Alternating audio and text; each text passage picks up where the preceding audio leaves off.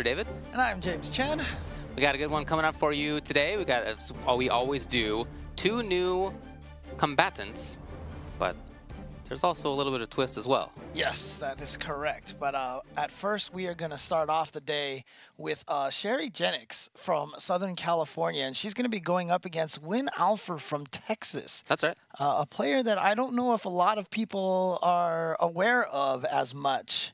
Well, Windalfr is a guy who I at least first started seeing in Cross Tekken. Strong player with a lot of tech and very, very strong on that side of fighting games.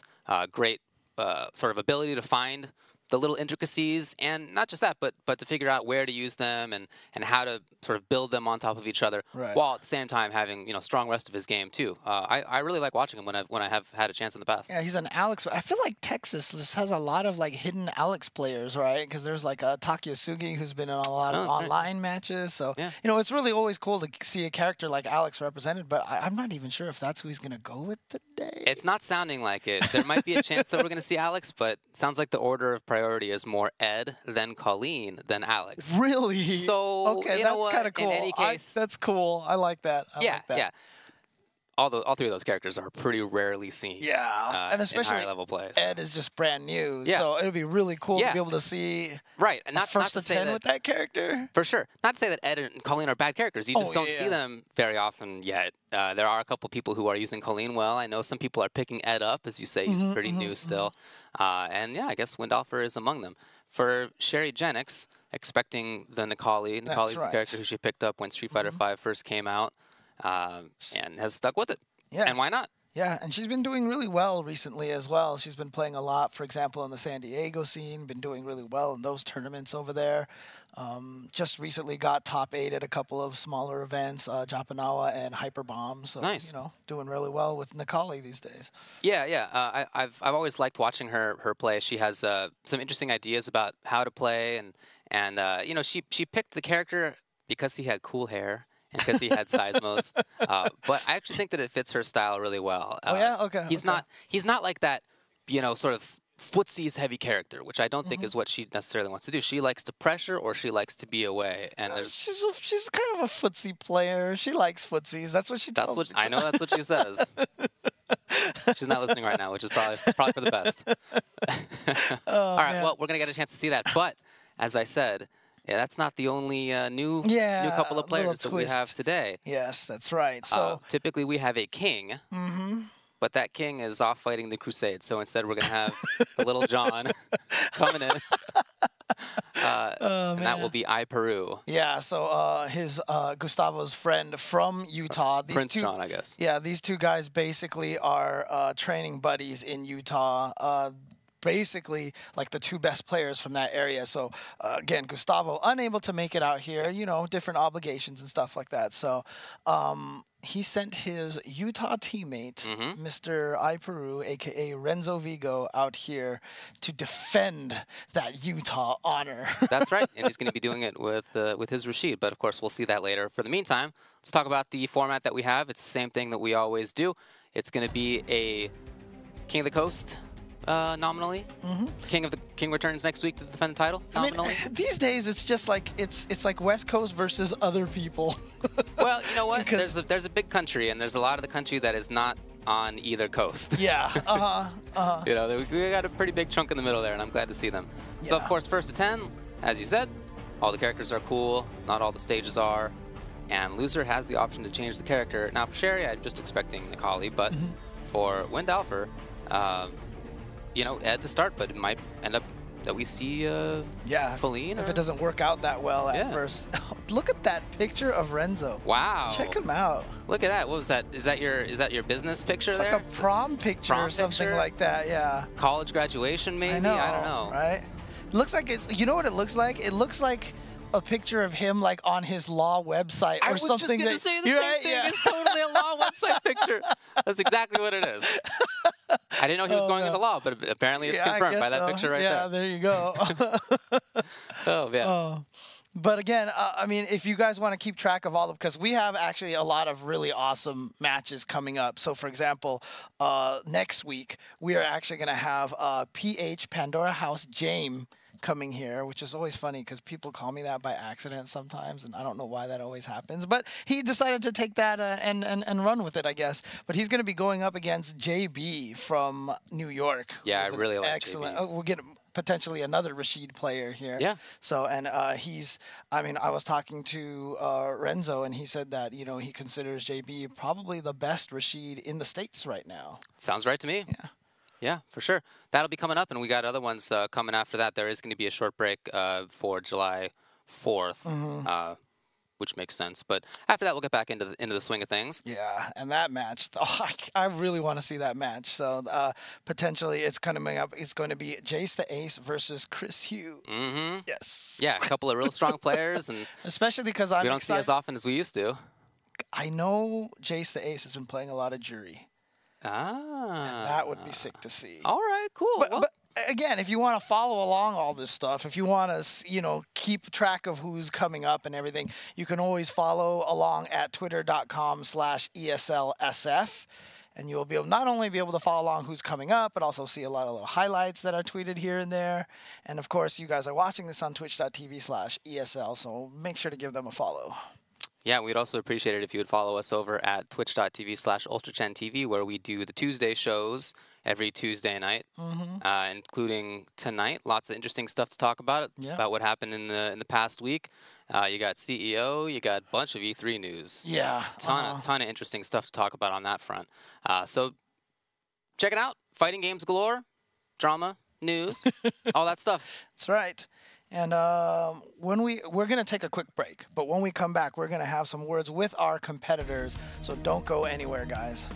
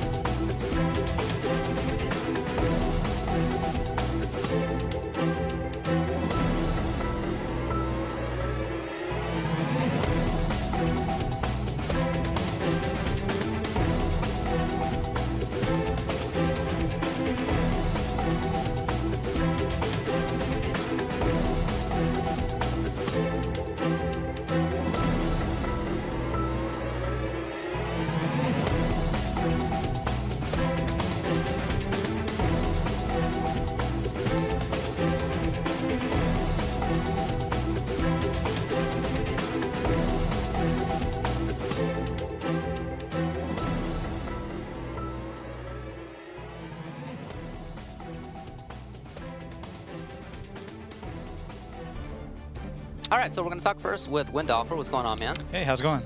Going well. You are out here from Texas. Yes. And I have seen you play in the past. A couple of times I actually played against you in Street Fighter Cross Tekken. But Did we? yeah, you might not have known about it. There might have been a certain Smurf account that was going on my end. But in any case, how long have you been playing fighting games? Fighting games, I started 2012 very, very casually. I think that was my first tournament, too. I went to Killeen, Texas. It was a terrible tournament, honestly. It was outdoors in the middle of winter. Oh, God. But, yeah, I went 0-2. Yeah. Obviously. I didn't start getting more serious with, like, competing until maybe 2013. I started understanding, oh, so that's what frame data is. Yeah. And maybe around 2014 when there was Ultra, I started knowing, okay, this is what training mode is for. I get it. I'm getting it now. Mm-hmm. And ever since then, I'm just trying to find ways to grow. Yeah, well, when I have seen stuff from you, there's been a lot of interesting tech and ideas put out. Is that something that you try to focus on? Yes. One thing I like to do is I always focus on my losses more than my wins. Mm-hmm. I try to remember every loss I have and try to see why I lost. Where is he getting the damage? Where am I getting the damage? What could have I done better there? Why did I get hit by that? Yeah. Things like that. I always take to training mode. And even if I don't have people to play with, like if I need a certain matchup experience, I try to simulate a lot of scenarios in training mode. Try to see what works, what doesn't work. Yeah. Well, in doing that, I mean, that's so. As you are playing, are you keeping sort of mental track of what's happening as the game happens, or are you thinking about it later and then reviewing? I like to write notes, actually. Oh, okay. Like back home, I have this little notebook. I like to write little things that things that come in mind. Maybe if I'm at work, yeah. I like to write. Hey, that sounds like a good idea. I think I'm gonna try that when I get home. I totally do the same thing. And back then, when I was trying to get serious in cross tech, and I'd have sticky notes all over my monitor. Yeah. Of little things I should practice. I really wanted to get better. I think that's a great way to do it. Yeah, especially if you can sort of commit your thoughts to paper and commit your findings to paper. It's for me at least, and maybe for you, it's easier to remember and easier to build on that in the future. But when it comes to a first attempt, which is what's happening here, do you apply that same kind of mindset within the set? Is that easy for you to do, or do you then think about it later and then think, I should have done this, or not necessarily the same thing? A little both, actually. Depending on how things go, I'll see. Even if I win, for example, even like if it was just really dominant, I still will critique myself in the best way I can. I want to make sure everything is perfect. Yeah, basically. I think that's a great mindset, especially when it comes to a first to 10. You get a lot of time to feel things out. If it doesn't go well at the start, you can build on that in a different way, or you can sort of feel the opponent out. Do you have much experience in this style, this kind of format? I do prefer longer sets more than shorter sets. Okay. I do. It gives me plenty of time to absorb data, especially in Street Fighter V. Like 2 out of 3, I think it's a little too short for the game, honestly. I want to get as much information as possible. Sure. And I think first to 10, I think I much prefer. Makes sense. Well, you're going to have a chance at that today, and you're going to be doing it, you say, with probably Ed. Yes. Maybe Colleen. Yes. Maybe Alex. Maybe. Probably not. Maybe. Okay, fine. What do you think about those 3? Obviously, I think they're very fun characters. Yeah. Ed, I really didn't care for much until I started playing and was like, man, this character's pretty fun. He kind of reminds me of DiCaprio in some ways, kind of like a DiCaprio light in a way. Mm. Also, I'm a real big fan of boxer characters. Okay. Like back in Cross Tekken, I play Steve Fox, and right. This is another boxer character with like a fireball. I'm excited to do that. I think Ed competitively, I think he has what it takes. Honestly, I know a lot of people are having doubts, but I think he has what it takes. It's just he's arguably, despite the easy inputs, I think he's arguably the hardest character to play. Yeah, he's certainly more complex than I think I expected. Maybe I don't know if they intended that, but he certainly seems interesting and complex. Yes, he is. And he and Colleen, I think, are 2 of the most unique characters in the game. So I think that'd be awesome to see, either one or both. Well, I guess we'll see what happens. Yes. Cool. Well, we also have Sherryjenix standing by with old James Chen over there. What's going on, folks? What's going on? How's it going? How's it going, Sherry? Things are pretty good so far. All right. Well, look, I'm gonna start with this question here. So everybody obviously knew you bursting onto the scene as a Viper player in Street Fighter 4. Once you got to Street Fighter 5, why Necalli out of all the characters? Honestly, when Street Fighter V came out, I already knew like Viper wasn't going to be in Season 1. So I was like, oh man, I need to choose a character.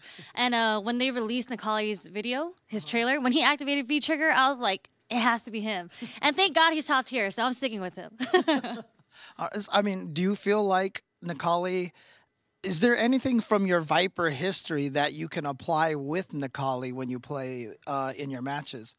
Honestly, the way that I play the Seismo game with Nikali is very similar to Viper, but the issue is it gets me in trouble a lot of times because, Viper's Seismo is a lot faster, and not only that, I would do EX, so there was an invincibility frame. So a lot of times I do too much Seismos, especially in a game where, you get so much off the jump-in. So a lot of times, I've been trying to tone it down, and sometimes I would try to whiff punish with Seismo, but I would get counter hit instead because it's not invincible. Right. So I feel like that's the only similarity, besides the hair. But Well, you've actually been doing really well at a lot of tournaments of late, correct? So I know you just got a couple of top 8s at some smaller events like Japanawa and Hyperbomb. And I remember at final round, you almost defeated Joel, for example. How do you feel like you're doing right now in Street Fighter V? To be honest, I still feel pretty inconsistent about it. Sometimes I do really well. Like Hyperbomb was 2 weekends ago, and then I got top 8 at that. But literally a couple days before that, I was getting destroyed at Wednesday night fights. I went 1-2. So it's really inconsistent for me. But I feel like when I'm in the correct mindset, I do really well. But if I try to freestyle, kind of like Street Fighter 4 Viper, I get destroyed. So do you just feel like what areas do you feel like you need to shore up in your game plan? I think the biggest thing that I'm missing is that Viper's inputs for DP in Street Fighter 4 was backwards fireball. So it was a lot easier to do than the DP motion in this game. And the thing that I hate about the inputs in this game is that I'll always accidentally get super when I try to EXDP on an anti-air. Yeah. So I think that's the biggest part. Okay. Well, you're going to be going up against Windalfr here, and I'm sure you were kind of preparing yourself for Alex, right? Yeah. So he said he's going to be using Ed or Colleen. Yeah. How much experience do you have against those characters? So when I came into the studio, I saw him playing Ed. I was like, oh, please, God, don't play Ed. Because, being completely honest here, I haven't played Ed ever. I haven't ran a casual set against him. I haven't even really seen videos except for people's short clips of the mix-ups with his V-trigger. So I've been sitting there, I was reading his frame data, and then I was just my game plan is do what Nikali does best and, pressure at the right moments, get the meaties on point, and get the big damage off. Have you ever considered picking up a secondary character in this game, or you're just pretty much sticking with Nikali? You see, a lot of people tell me to pick a secondary character, but I feel like Nikali is a character that's strong enough to main. You can use him in most matchups, probably 99% matchups, He doesn't really have a bad matchup where he can't come back with since he has V-trigger. So since I haven't even mastered Nikali yet, I didn't feel the need to spend my time dedicating it to another character when I still have Nikali to work on. Right. Okay, well, you've also been playing a lot in the San Diego weeklies and such like that. Do you feel like that's been giving you a lot of good practice of late? Yeah, shout out to TTF, but Panoy goes there. So I get Bison practice. He also plays Nikali mirror matches. And, Alexis is a really good Ken player. And we have Tempest, who's a really good Vega player. So they also have Urian players out there. We have Sean, who plays Colleen. So I did practice the Colleen matchup. Not Ed, but we'll see how that goes. But, it's cool because San Diego's so close to Mexico. So I go down, I've been to the TJ terms like Japanawa, and we don't have that many Alexes in SoCal. So what I tried to do was I played against Babushas, which is one of the best players from Mexico, and he plays Alex Nikali. Okay.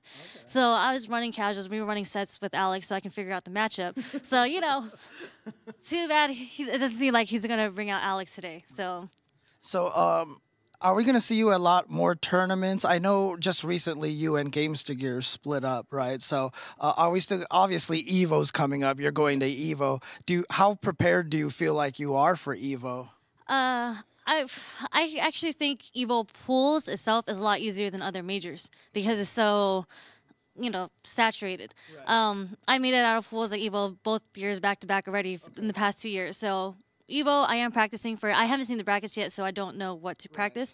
So right now I'm focused on, the tournaments before then, because there's literally tournaments every week. So even though I want to win, I go into these tournaments with the mentality of just like, I need to get practice versus this matchup. So I just look for whoever player that plays that character and be like, hey, you want to run like a set? Right.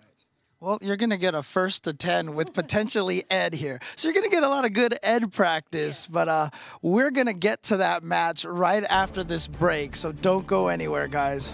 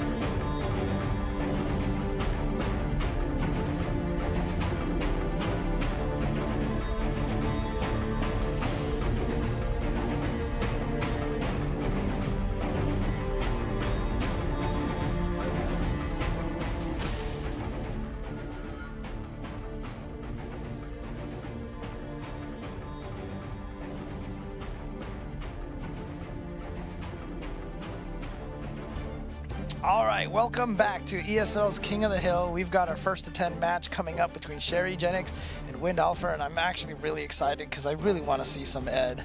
I'm with you. Look, the character has not been out for that long, only a few weeks at this point, and I've had a little bit of time in training mode with him. I've played maybe one rando online who was using Ed. That's crazy, because I know when the patch came out, there was like Eds all over the place, right? Not on my account for some reason, but it certainly seems like an interesting character, right? When I first tried the character out, I thought, not super interesting, deep, whatever.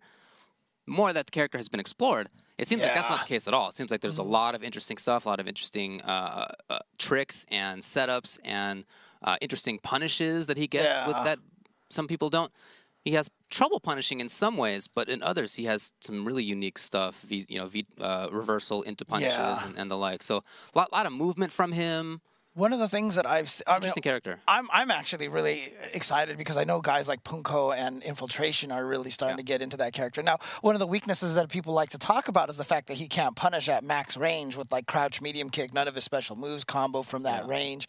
And I think that just kind of makes him interesting because there was a lot of situations like that. Maybe it's because like an ST Cammy couldn't combo from like max crouch medium kick range at all. She couldn't cancel into any special moves, you know. So I just feel like that's just a character design. It's something that's there, but also he has a 2-bar V trigger, and his V trigger just opens up all sorts of craziness. And I thought it was.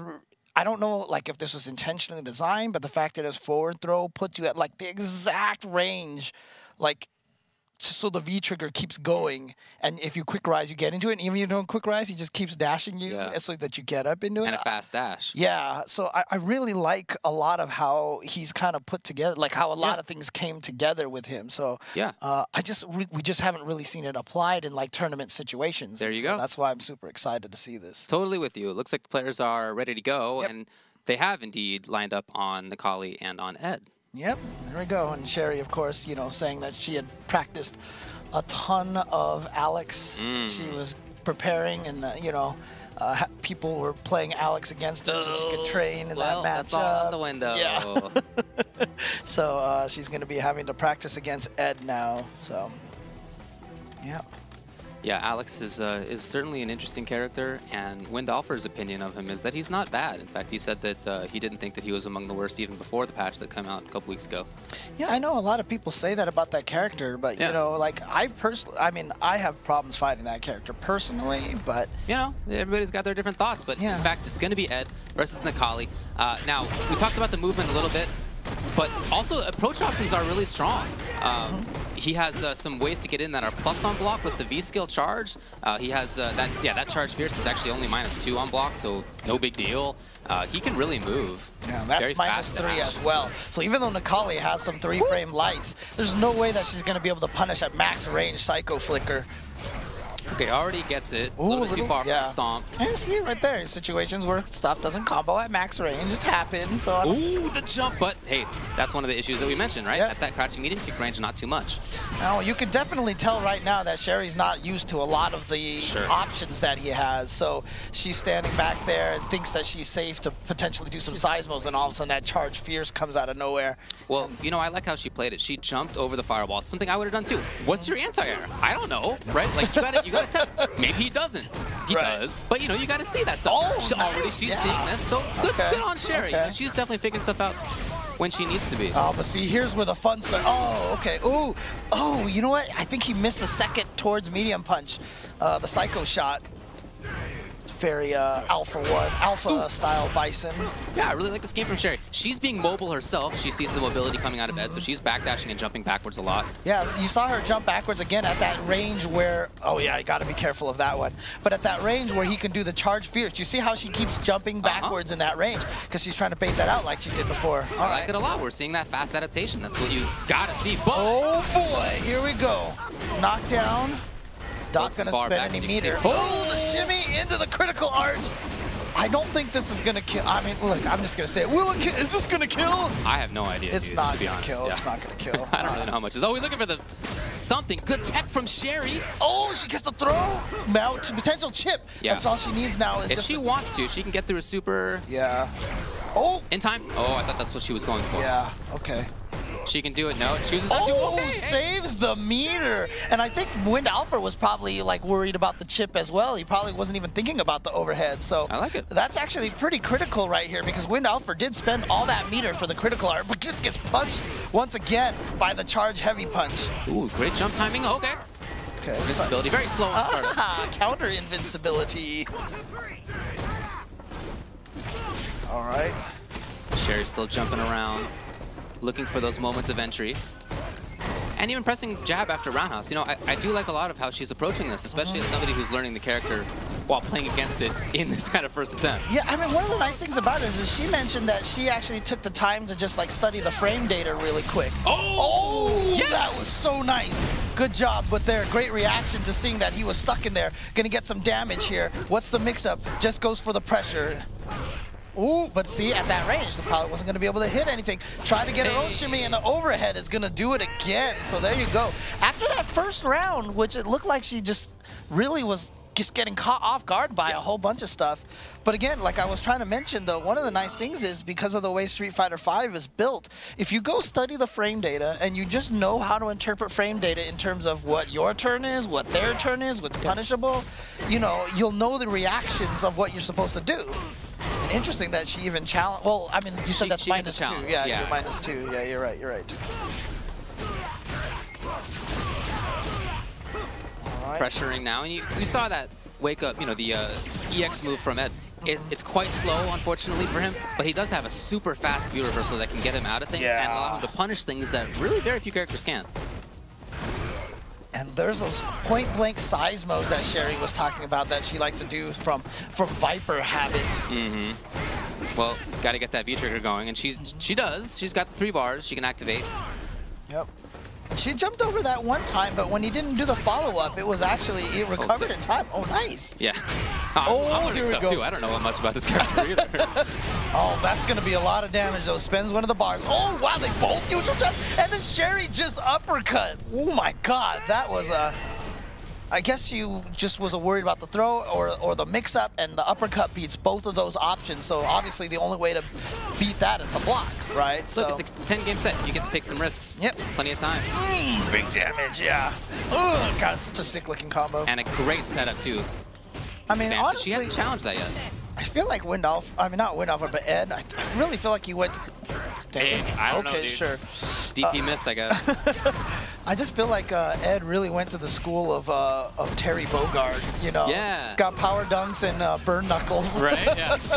Oh, yeah, there it was right there, but just a little too far. Windalfr was saying that he can actually block V-trigger V skill from Necalli and V reversal through it and punish before Necalli gets to recover. Really? Yeah, from size. Dang, that's crazy. Ooh, a little too far for that punish for the Psycho Upper. Psycho Upper is pretty negative, if I'm not mistaken. Oh boy, here we go. And he's probably going to be able to go into a critical art if he wants to. Yeah, it's going to take the round. Smart stuff. Because, I mean, he could have saved the meter, but you know what? Take the round, go. Do what you gotta do. Yeah, which is why, you know, I was so surprised in the first game that Sherry chose to just go with that overhead instead of the free chip win, but it worked out for her because then she had the V trigger into critical activation in the last round. Oh, really? Grab, okay. Oh, nice that's, jump yeah. timing, but not yeah, much. Didn't get the combo off the jump in. Oh, try to go for a reset. Oh, chased out the backdash with that. That's really nice. You know, it's a safe way to get in. He doesn't want to be up close at -2 because he doesn't have like a DP or anything. Right. But it's okay, and the payoff for the hit is big, as you can see. Right, exactly. It's like a jump. It's like an alternate jump, right? Except, obviously, if they block it, you're not super plus like you are in a jump. Oh boy, here comes the mix-up. But you know what? She was on top of it, so she just absorbed the whole thing right away. And oh, she nice. can turn around super quickly right now. One more hit, she can get super. Oh, but he knows that's not a real block string. Yeah. That was beautiful right there from Windalfr. Knew that that wasn't a real block string, so just went right through that. Nice work. All right, 1-1. We're seeing some different ideas out of both players. A little dance around some of the options. When to challenge, when to jump, when to move, all those things coming out early in the set. Yeah, I know we're only 2 games in, but I really like the start of the set. Yeah, agreed. I just feel like we're seeing a lot of good adjustments from both of the players right now. So finally we saw the V-skill into grab. We'll see if Sherry tries to challenge in the future. Yeah, but see, that's like you said. Oh, okay, but only just a throw. Only a throw punish. But that's a really sick punish on a conventional flip. A lot of people will let that go with just a hit or not even anything, but there you go. I mean, a lot of characters don't have that option, right. You know, and not only does he get that punish, but it's a crumple, so he gets all sorts of fun stuff off of that. There's that standing light kick. Oh, okay. Just probably was going to go up for the throw anyway. Oh, just a little out of range, yeah. That's kind of an uncomfortable range for Necalli in this matchup, it looks like, because Ed's crouching medium kick does outrange Necalli's tools. Necalli has a ton of strengths, but at that spot in particular, he's not one of the best.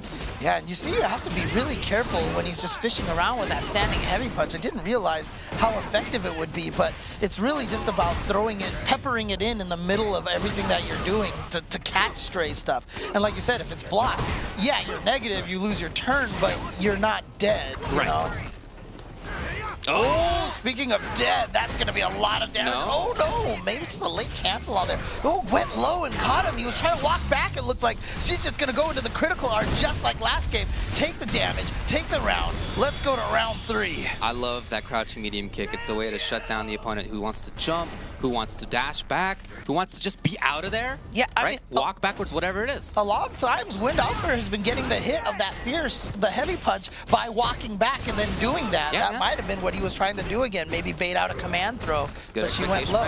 Oh, there's the weakness of that Psycho Upper. It's such a long startup that you saw Sherry whiff a button and still was able to block. Right, yeah, she didn't know what to do. In the future, I'm sure in the set we'll see better options from her. Yeah. Stun coming in? No, not quite. But one of the key things that Sherry has to be careful of now, she's really fishing with that stand heavy kick at ranges where he's been able to punish with these charged heavy punch. Oh my, here comes the fight. That thing does not go away. It's that coming. Is some He's building bar. Oh, she jumps over it. Oh, okay. I love how she avoided that, but beautiful stuff to get in there for the throw and another throw.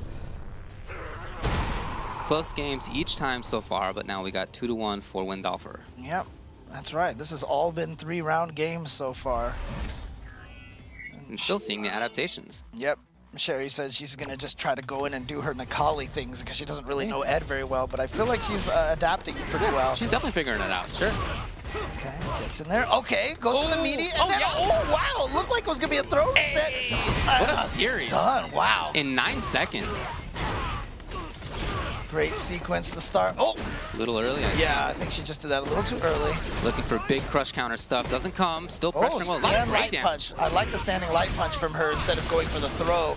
Nice. Sucks her in, and now back right into the corner.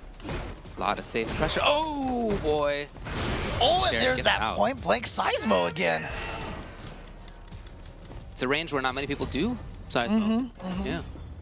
Yeah, it's definitely kind of risky. She said she was going to try to tone those down a little bit, but it seems like they've been paying off for her pretty decently. Well, we'll see if Windalfr picks up on it. A little bit too late that time. You do have a long time, but not that long. Yeah, I felt like if she used the heavy punch or the jumping medium kick, she would have been able to catch on that neutral jump. Very rare that the jumping heavy kick was not the right thing. And I like that. She had been attacking after that charge fierce every time, and she changed it that time to the throw. So really smart stuff. Oh, no. Bummer. A little bit too early. Didn't get the launch properly. I think it's the 4th hit that launches. But here we go. Sherry's got another chance here. No V trigger, so not the best setup afterward. Yeah, just goes for Seismo. Yeah, backs off a little bit. Plays a little bit more defensive. Oh my god, dashes right into it. But he missed the timing on the punch. Caught her out of the air. Just trying to get in is Windalfr, but you see Sherry's keeping an eye on that stuff. Yeah. Great spacing. Yeah, I love the use of that V skill though. It's a great threat from that range. Oh yeah. And it's keeping Sherry on her toes. So that's gonna open. Oh man. Look, the one thing I will always say about Sherry's play is that her reactions are very fast. She has some very fast reactions. So in those air-to-air situations where it's usually like, where both players are like, oh, we got it, we're there, hit a button, you know. So I've seen Sherry win that situation more times than not so far in this set. Already happened a couple of times. Yep. 2-2. Again, Nikali, really not the greatest footsie kind of character because he doesn't have a lot of range, but the Seismo is what makes the difference. Oh, again. Yeah. And then goes for the command throw. A little too far. Oh, God. How many times has he hit her out of a whiff button? Oh, he's had great timings on it. But again, there's not a ton of penalties trying it out. It's safe on block. Okay. I felt like that was a really late cancel. I think Sherry confirmed that. Trying it out here. There we go. V-trigger, scary time. Has a chance of getting another one still. Oh, I'm surprised he wasn't looking for the jump. Yeah. As soon as she Seismos him, it was like, you know what? She's going to try to avoid the fireball now. Nice! Obviously, much easier to react with that because it's just 2 kicks. Oh! She's patient. Now, for Sherry, one of the issues for her going back to Street Fighter 4 is defensive situations. She has melted down, you know, more than a few times in the past. She second guesses herself a lot in those situations. But I mean, just in case people aren't aware, like if there are people in the chat right now, they're watching this and they're actually not familiar with Ed. Now, all of his special moves are no motions. It's just 2 kicks, 2 punches, which is why the anti-air from Ed is actually, you know, a little bit easier to react with, although there's more startup on the up kicks. Very interesting design. You like my official terminology, the up kicks? Yeah. Sounds right to me. Their kicks, they'll go upward, it's all good. Oh, okay, we got anti-air lights from Ed as well. Okay, you know what? Anything you can do, I can do better. Yeah, Nikali definitely can do that better. Yes. Where's he going? Okay, just goes for the frame traps. Yeah, look at this pressure here in the flicker. Damage. Yeah. I like it. Big time on the jump. Big damage. He's going to use the EX there to get some more damage. But she's very dangerous. Ooh. Now, she tried that before, and it worked. She did wake up grab in a very similar situation while he was doing the V-skill. I wonder what was different. It didn't look like he took a step backwards to me. Did he take a step forwards previously? She might have taken a step forward. I'm not sure, but yeah. Was it the difference between back roll and quick head? No, I don't think you can back roll that, right? No, I don't think so. Yeah. I don't know, man. Like I said, I'm still learning this character as well. And again, catching with that heavy punch. I think Sherry's going to really have to kind of tone down her button presses a little bit. But the problem is if you do that, you're kind of playing into his goal, you know. Oh, he said, you know what? You dashed forward. I knew that wasn't going to combo. I'm just going to get you with the Psycho Upper in between there. You see that very fast V reversal. Yeah, see right there. Walk up into 2 kicks. Very easy to do. Ooh, went for the Psycho Flicker there. Oh, that's punishable. Yes. She saw that it counter hit before, so she had plenty of time. This time, great punish. All right. Oh, you know what? I think she read that. She tried to catch it. He just rolled a little too far. Yeah. Oh, but there's that standing medium punch from Nakali. Such a good priority, but it's one of those great space controllers. And then when you're in V-trigger, because you could just do the whiff OS, basically, you're just doing back forward punch. You don't even need to be charged. Yep. It becomes that much scarier of a button. Without V-trigger, you just get hit by the medium punch. You're like, whatever. Oh, nice. Timing was very good. A lot of damage. Great setup, as we've seen. Now he goes for grab it too early. Trade. You'll take that if you trade with those light anti-airs because you're definitely doing more damage. Oh, jab uppercut to catch any buttons. Maybe he was expecting her to go for the throw that time. That time the backdash escaped. Right. That's probably why that crouching medium kick hit that one time. I would think. A lot of interesting games around that post situation. Miss, but he jumps at an excellent time again. He might get super. No, very close to it though. Okay, just going for chip. Yes, there we go. Crouching medium kick and the Psycho Flicker. Not easy to do, especially on a pad. Tough decision for Sherry. Okay, so she does do V-trigger. Now knowing that if she gets touched again, well, no more super chip anymore.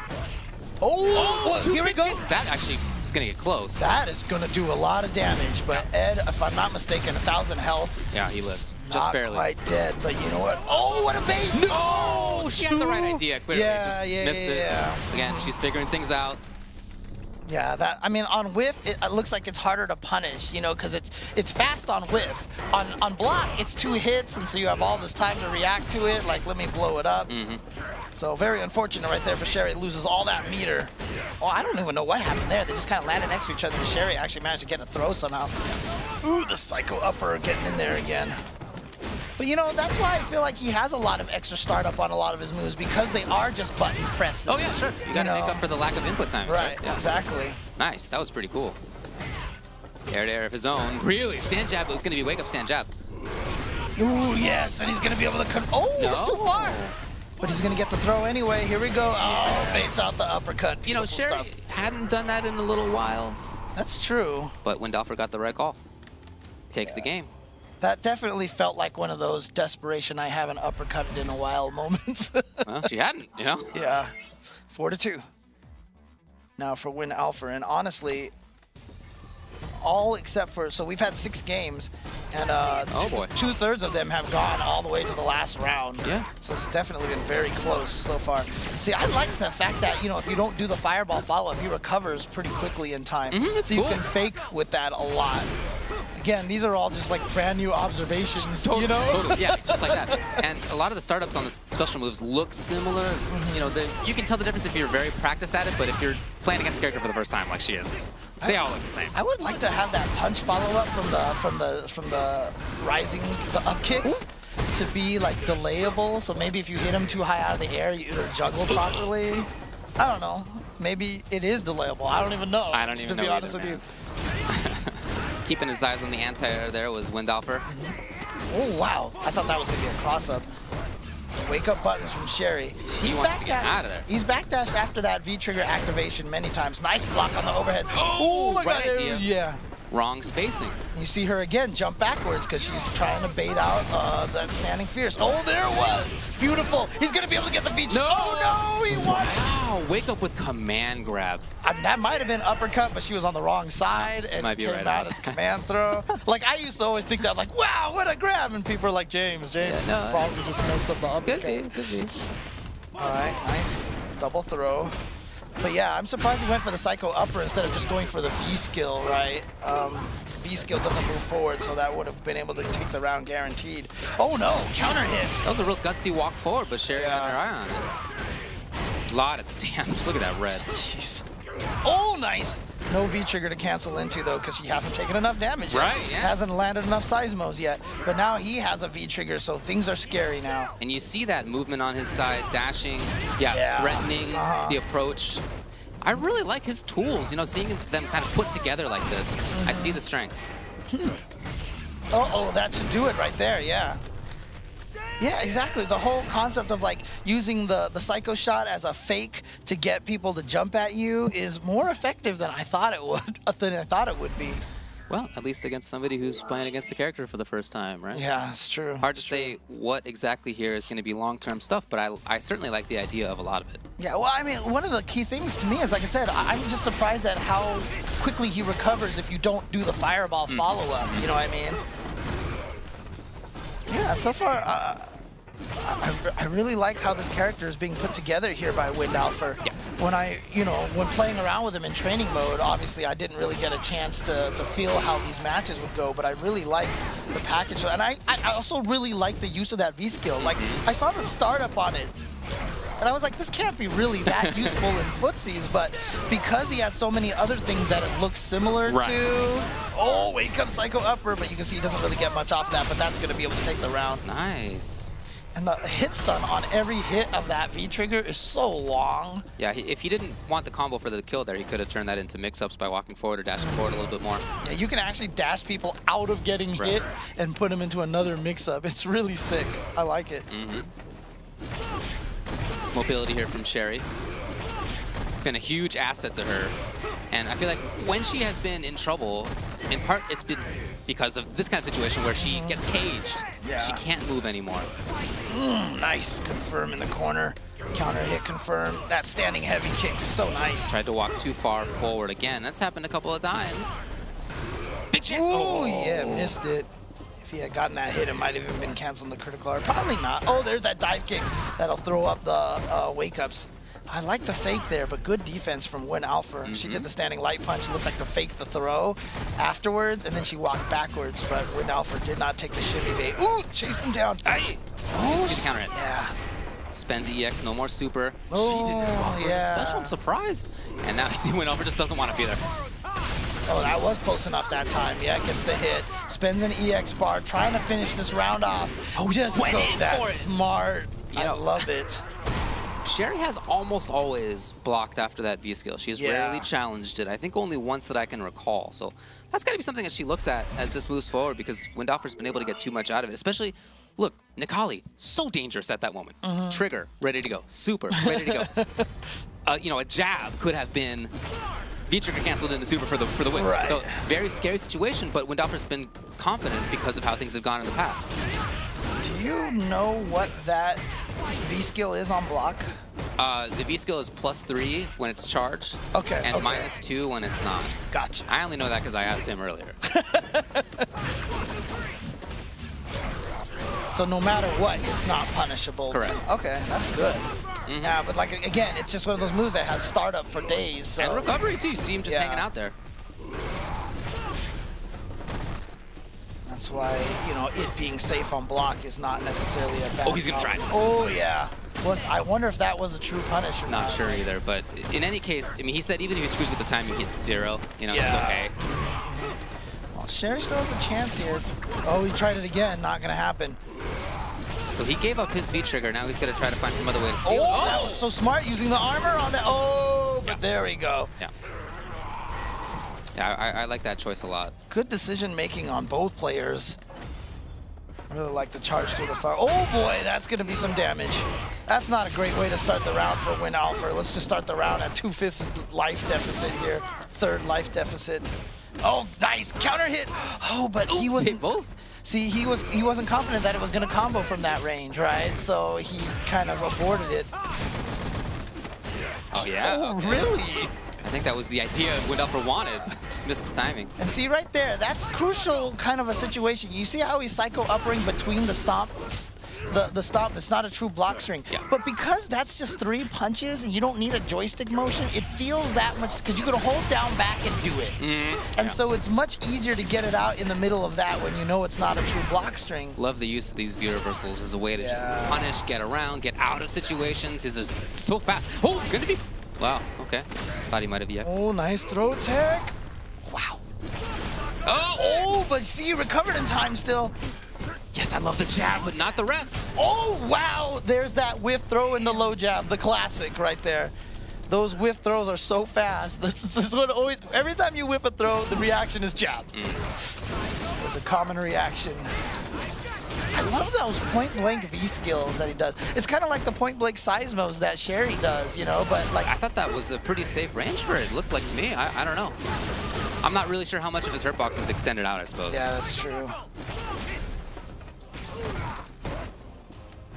But I do like how Ed can, you know, be outside of that range where Necalli likes and still be, you know, moving and controlling as well as Necalli can. Because Necalli has good space control with the Seismo with anti. Oh, that had to have been an accident. I don't think he did that on purpose.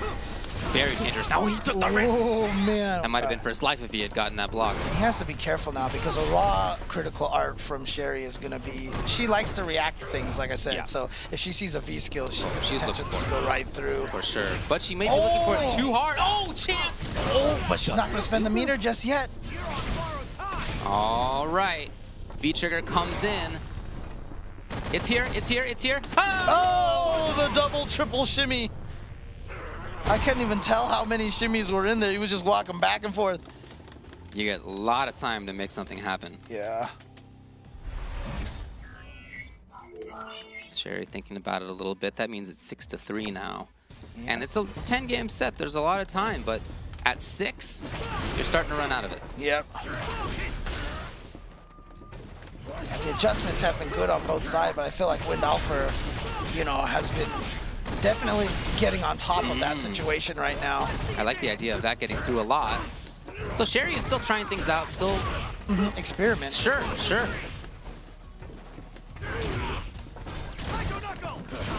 Oof. Yeah, he's brought it out a couple of times. I suppose you need to, but I feel like that's slow enough that Necalli could jab and be pretty safe. Yeah, and he's been doing a lot of it though, so it's just something Sherry. I feel like. Okay, had to do that to be safe, but he gets out. The speed of that, jeez. No. Yeah. It's interesting because I feel like Windalfr's really kind of toned down the stand heavy punch charge. You know, the burn knuckle. I feel like he's toned that down a little bit, but it's working out for him. Oh, yeah, she's in punchable range. You know, she's found that last few games, I think, and is bringing it out just too much now in the last round and a half. Yeah, there she's got to find something like maybe just a raw sweep because he always ends up further away and she keeps trying to punish with the standing medium kick, which doesn't reach. Oh, I like the fake throw. Yeah, she tried grab before, remember, and it didn't work out. Right.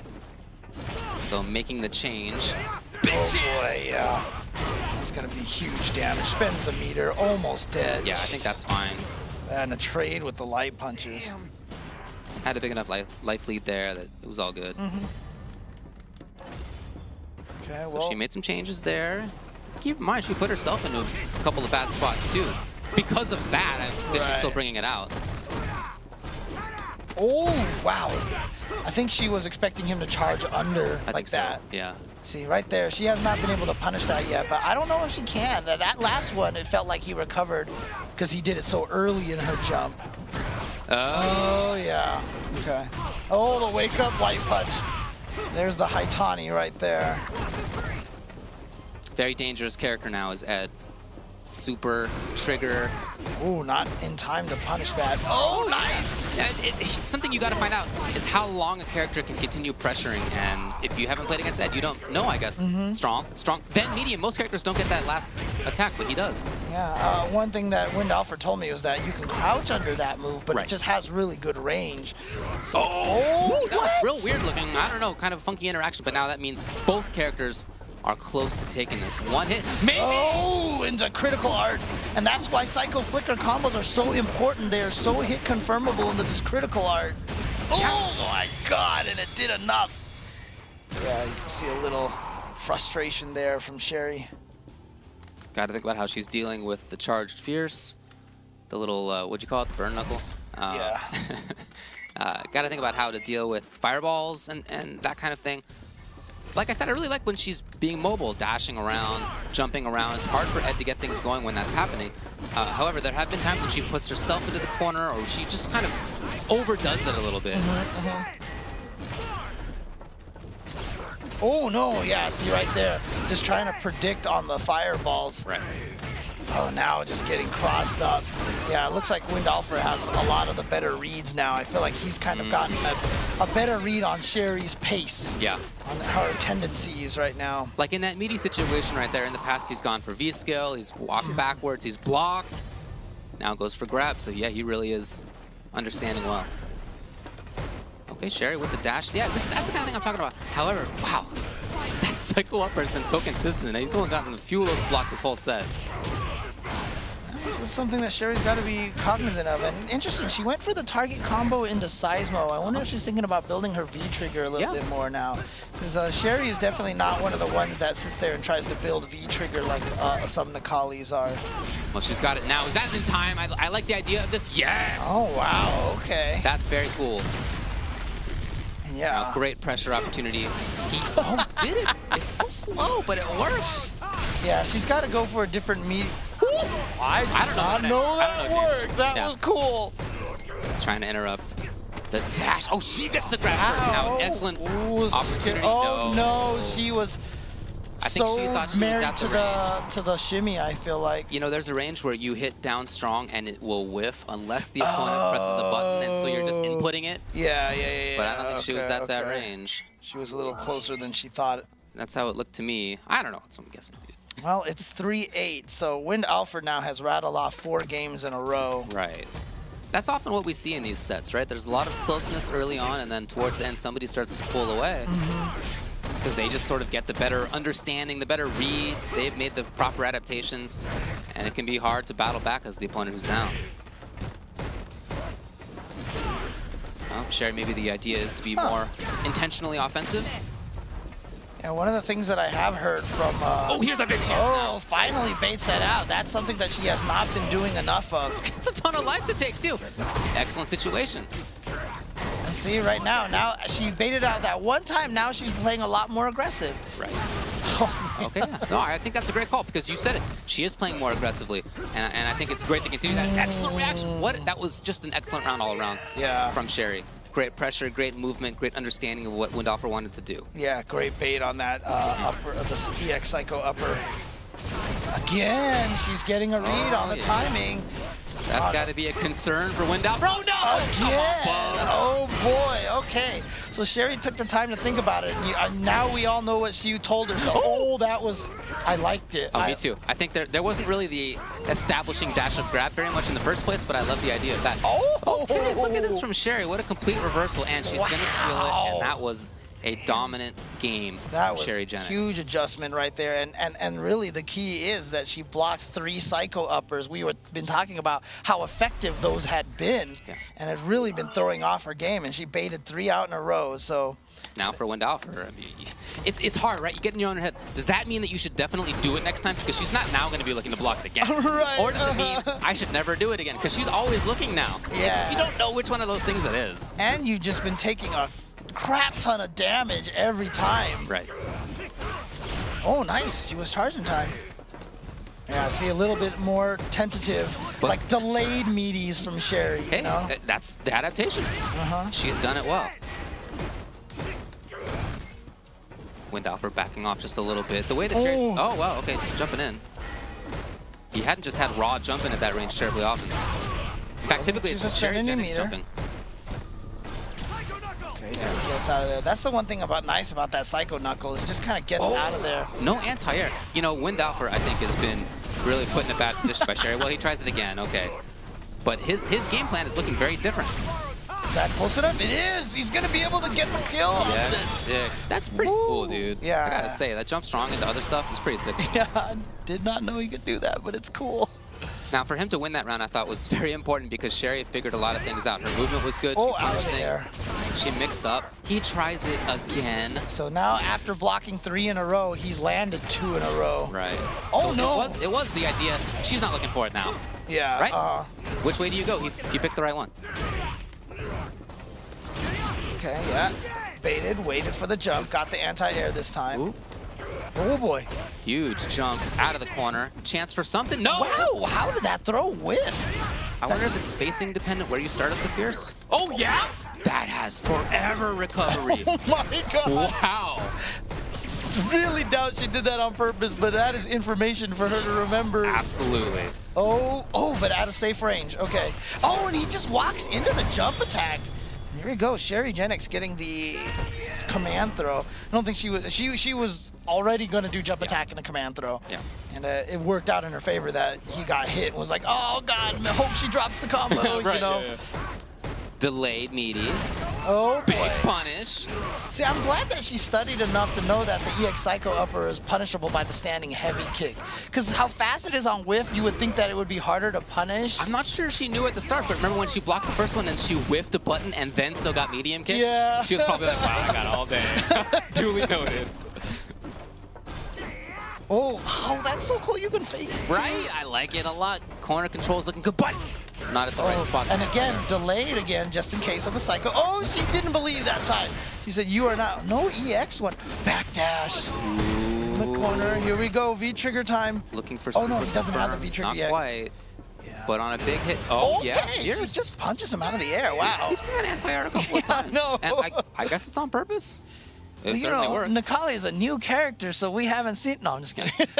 I mean, honestly, I haven't seen a lot of those standing heavy punch anti-airs like that. But you know, more power to Sherry if she wants it to work. But nice sequence there. Rattled off 2 games now. A lot of good adjustments. And honestly, I feel like the biggest difference now is that Windalfr is thinking about the EX Psycho upper a little bit more. I do think that's occupying a lot of his brain right now, and that's unfortunate because it's a small moment in the set. Yeah, but he was managed to get a lot of pressure situations reversed. Oh, you know yeah. what I mean? Because of that. And now that he's using it a little bit less, it gives Sherry a little bit more leeway for the offense, and she is just jumping all over him. Yeah, we've seen fewer anti-airs coming out of Windalfr. Okay, there it is. And I've heard that he has a lot of really good anti-airs. Like, I know V-Skill can be used. He's got a couple of good anti-air normals, and obviously the up kicks. Yeah. Yeah, he was looking for it there. Hit. Oh, Probably just got done. the hit. Yeah. Yes. Okay, there we go. Now, by my count, that's his first round in a few games. I think he won, Did he win one one round. in Yeah, there? in the last one. In the last game, I think he just won 1 round. Okay. But that was it.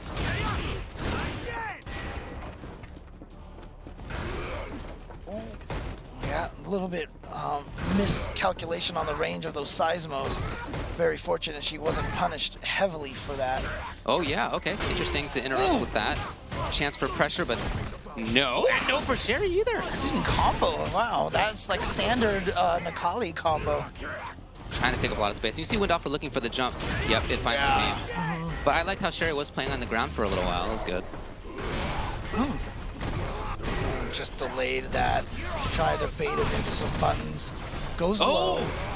Remember, that has so much recovery. Nice defense. Oh, yeah.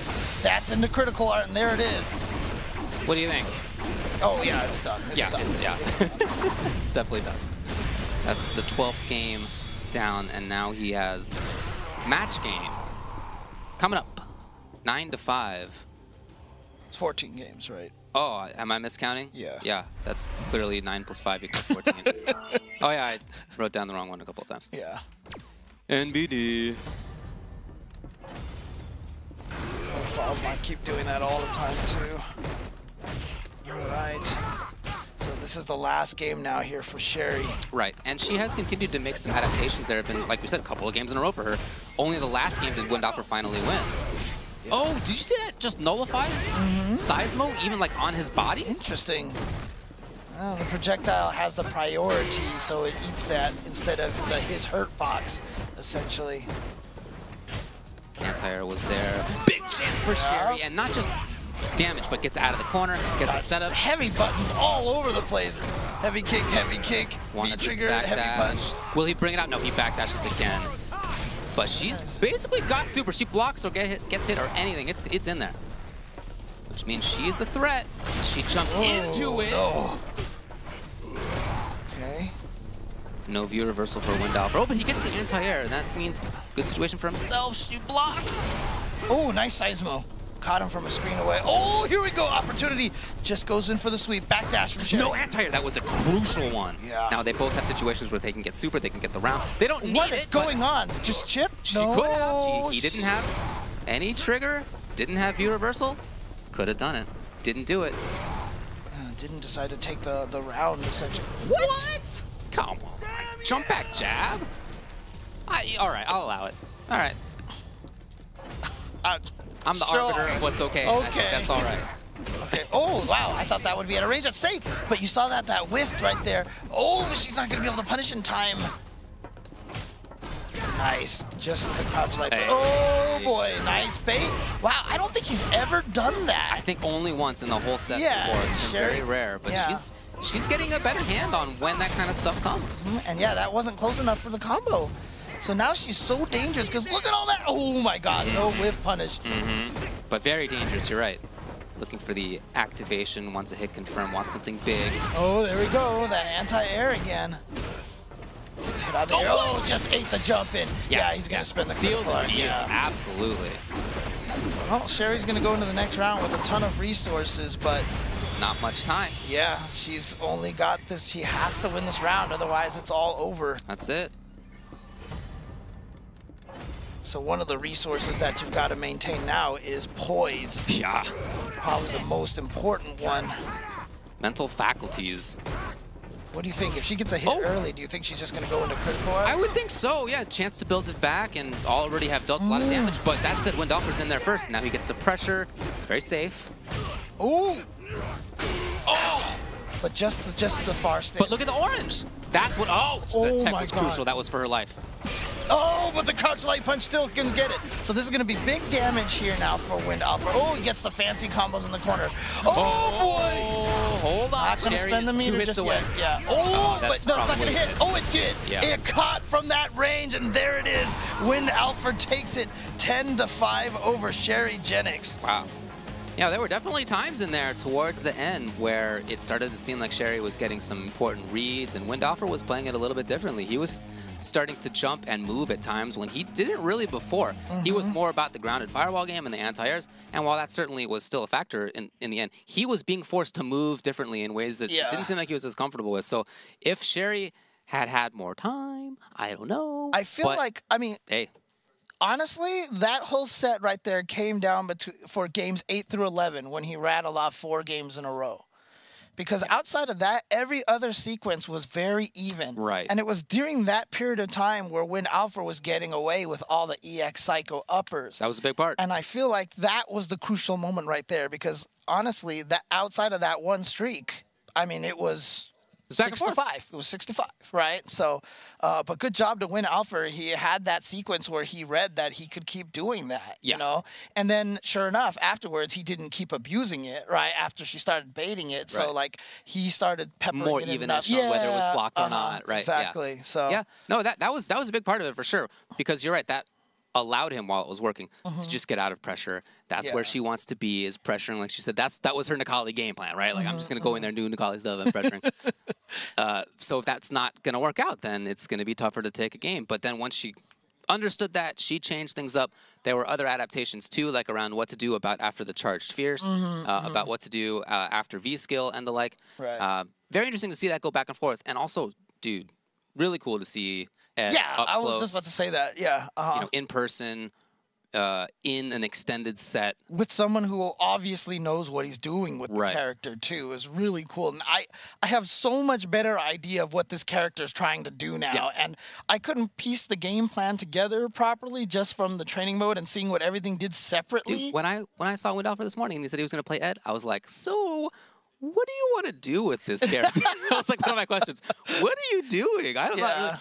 But there you go. That's what he's trying to do. And the way that his character deals with Nikali, you know, the fireball absorbing, the seismo, anti-airs are there, forcing Nikali to jump and move in ways that he might not want to. I definitely see the strength in Ed. Yeah, for sure. But let's actually talk to the players about that matchup. But we're going to do that after a quick break. So don't go anywhere, guys.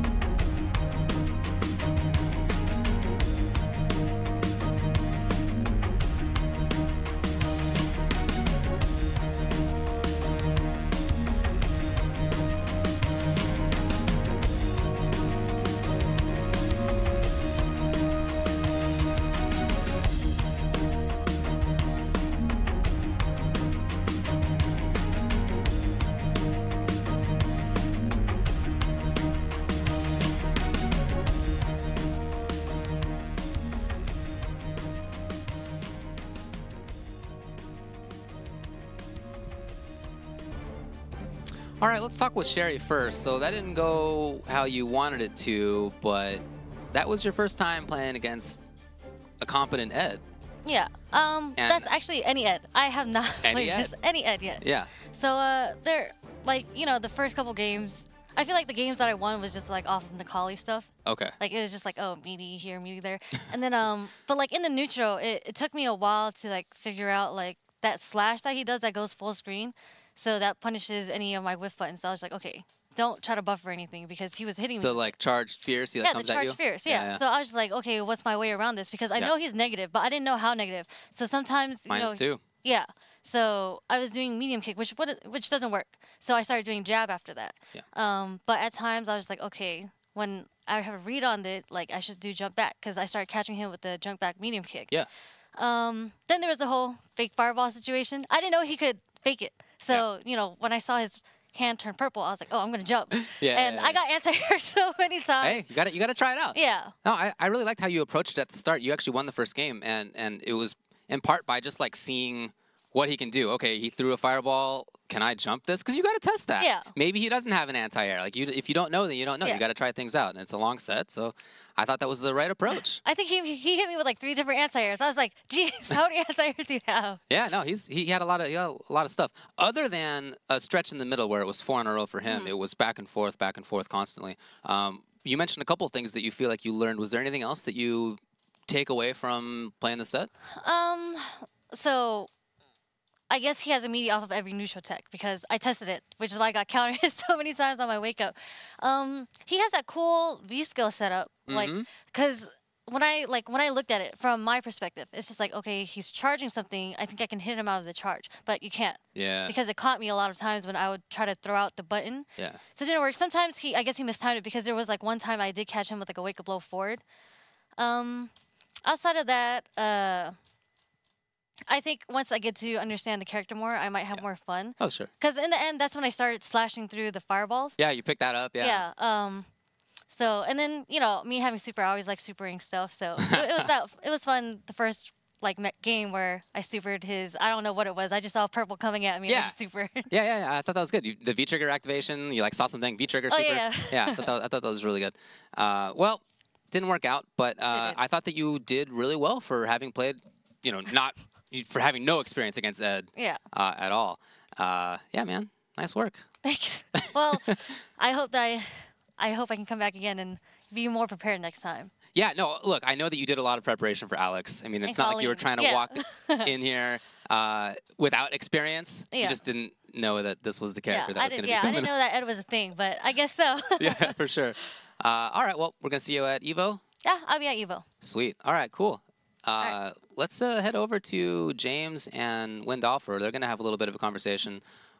Yeah. What's going on, man? Talk about this. So, I mean, you went with Ed. That was really cool. I just want to say that I thought it was really neat to see, you know, a very strong Ed play. Do you feel like you actually got to show all the stuff off for that character? Absolutely not. Probably haven't even showed half of what that character can do. A lot is because the situation didn't rise in the match, or, you know, I dropped it because, you know, out of nerves or something. But I think there's so much that character can do that just hasn't been shown yet. Hopefully I can show it in the next set. All right. So do you feel like that character has any weaknesses, or do you actually feel like he's a very well-rounded character? Because from what I was seeing, it seemed like all of his stuff kind of matched each other really well. He does have weaknesses. His punish game isn't the best on certain things. For example, like Balrog's light dash punch. He can only get a jab super, you know. He does have that issue, but he has plenty of strengths to make up for what he lacks, I feel. So it's like the Karen syndrome. Like, you know, her anti-airs are apparently weak, but, you know, she has so much strong other tools. I think Ed's kind of in the same vein. Well, so there was one stretch I felt like was the key stretch in the middle of the set where you won 4 games in a row. And I feel like a lot of that came from a read from you that you started using EX Psycho upper in a lot of block strings. Was that something that you just noticed was landing a lot? Well, I noticed there was a lot of things that, you know, I shouldn't let her be. I should make her fear me in this situation. I should press this upper. Even if it's blocked, I want to get that message across. I have plenty of games to go. I want you to stay still. Right. And when I have you staying still, that's when I can go for my charge stuff. So I noticed she did bait it out a couple of times and was able to punish it, but in other words, you're almost kind of happy to see that because that staggers her offense a little more, right? Yes, in a tournament like a 2 out of 3 setting, it's probably not what you want to do. But, you know, knowing I had plenty of games to go with, that's exactly what I wanted to happen. Like, if it got blocked, big deal, you know? I have plenty of games to work with. Now, interestingly enough, I know Sherry came here ready to fight against Alex, and you surprised her with Ed. However, you came here expecting to fight Alora from Gustavo, but instead you're going to be fighting iPeru's Rashid. How prepared do you feel like you are for that? Rashid, I don't fight him too often, but I think that's a matchup Ed can win. I played the Cool Kid, actually, just recently with Ed, and we both agreed that, you know, that matchup might be a little hard for Rashid. So do you feel like you had all this Laura strategy here, but you're not worried about this, basically? I'm a little worried. I mean, iPeru, you know, he made a huge splash in Street Fighter 4. I'm sure he's no slouch in Street Fighter 5 either. I don't think we've ever played before, but, you know, we'll see how it goes. Let's see if he's ready for my Ed. So we haven't seen you travel as much. You don't get to go around to a lot of the majors, I feel like, as a lot of other players. Do you have an intention to start traveling a lot more? Well, if money is good, I'll be more than willing to travel. I usually try to go to the majors near me, like Texas, for example. I lived in SoCal for a few years. I tried going to the SoCal tournaments. I know this year I will be going to EVO, though. All right, so you're going to represent Ed at EVO? Yes. That's actually, I feel like that's going to be a great choice because you're probably going to catch a lot of people by surprise. But who do you get to practice with in the Texas scene? The Texas scene. No one. I don't really have much of a scene anymore in my area. You know, people don't like Street Fighter 5 as much as they like Street Fighter 4. They kind of bounced off. I do have a training partner, though, Seth LOL. He's the one that helped me get ready for 801 Strider. Okay. Now, which city in Texas do you live in? It's a small city in the west. It's called Odessa. Okay. So what's the closest major city to you? There isn't one, honestly. Like, Dallas is about 5 hours away. Austin's about 5 hours away. Yeah. Dang. Well, there you go. Again, another player here who is definitely a very, very strong player, you know, without being in a major scene. So, speaking of players who are strong, not necessarily in the biggest of scenes, we have iPeru sitting here, the buddy from Utah, you know, those Utah representative here. Yeah, the Prince John. Sub. What's going on? So, Sub 1. That's right. So what we were going to have was Gustavo up here as king because he's been king for, at this point, like 2 months. But he couldn't make it. And so he sent his friend, I guess. Better That's looking cool. counterpart. Let's just get off our chest right now. There you go. That's right. Let's be real. I haven't seen you travel or show up to Street Fighter 5 events that much. Are you still playing the game like that? To be honest, I definitely have not put in nearly as much time as I have in Street Fighter 4. You put a ton of time into Street Fighter 4. Yeah, I had probably like half the cast in 8 plus, like 20,000 points. Yeah. So yeah, no, like I've been traveling. I went to NCR. I just went to Combo Breaker. Gotcha. You just don't hear me because I get blown up in pools now. I see. Okay. I need some floaties. I need to buy some. You're drowning too often. Yeah, I'm drowning. I'm down there swimming through the trenches. It's hard. But after Combo Breaker, it was a real wake-up call to play more, and so Gustavo hit me up, gave us opportunity. So. Well, I think that's really cool. Yeah. Too bad that he couldn't be here, but you know, it's nice that you get a chance to see how it is. I mean, even if you have been playing more in casuals, a situation like this is definitely a different story. Oh yeah. And different from even a tournament, 2 out of 3 or 3 out of 5. Definitely. First to 10 set is a different beast. Of course. You're playing Rashid still? Yeah. So I'm playing Rashid. Sticking with him. Power of the Wind. What do you think about him? I think he, kind of like most of the Japanese tiers, right? That all of them have him around like 4 or 5. Yeah. So I think he's top tier, but I think he's easy to use, but he's hard to use at a high level, if that makes sense. Because like he has all his, you know, like scrubby stuff like mixer and footsies and all that, but it's hard to like close rounds out and win consistently with him, which is why you don't see many Rashids except for like maybe like Gachikun and John B who's coming in later. Like not very many are very successful with him. He's But very hard. I agree with you. I think he's a really strong character. Ton of different options. Yeah. A varied game plan. Like he can handle different situations really well. Yeah, I think he's really good. Yeah. Are you at all prepared for Ed? The good thing about being in a small scene is I only play online, so I get to see all the characters. Okay. Yeah. So of course I've never played an Ed of his level. Yeah. But I'm pretty familiar with the options and like what to punish, what not to punish. Okay. So I feel okay going into it. Not as bad as Sherry, who looked like a deer in the headlights. Yeah. It took her like 4 matches to kind of Figure it out, understand. right? Like, oh, I can hit this. Okay. Yeah, for sure. So I feel good going into it. What if it doesn't go well for him? Say you're up 5-0 or whatever. Yeah. And he switches to Colleen or to Alex. What do you feel about those characters? Do you have that experience against those too? Yeah, against those characters, Alex like is the least of my concern. You're not too concerned about that. That's like a dead character space. Okay, fine.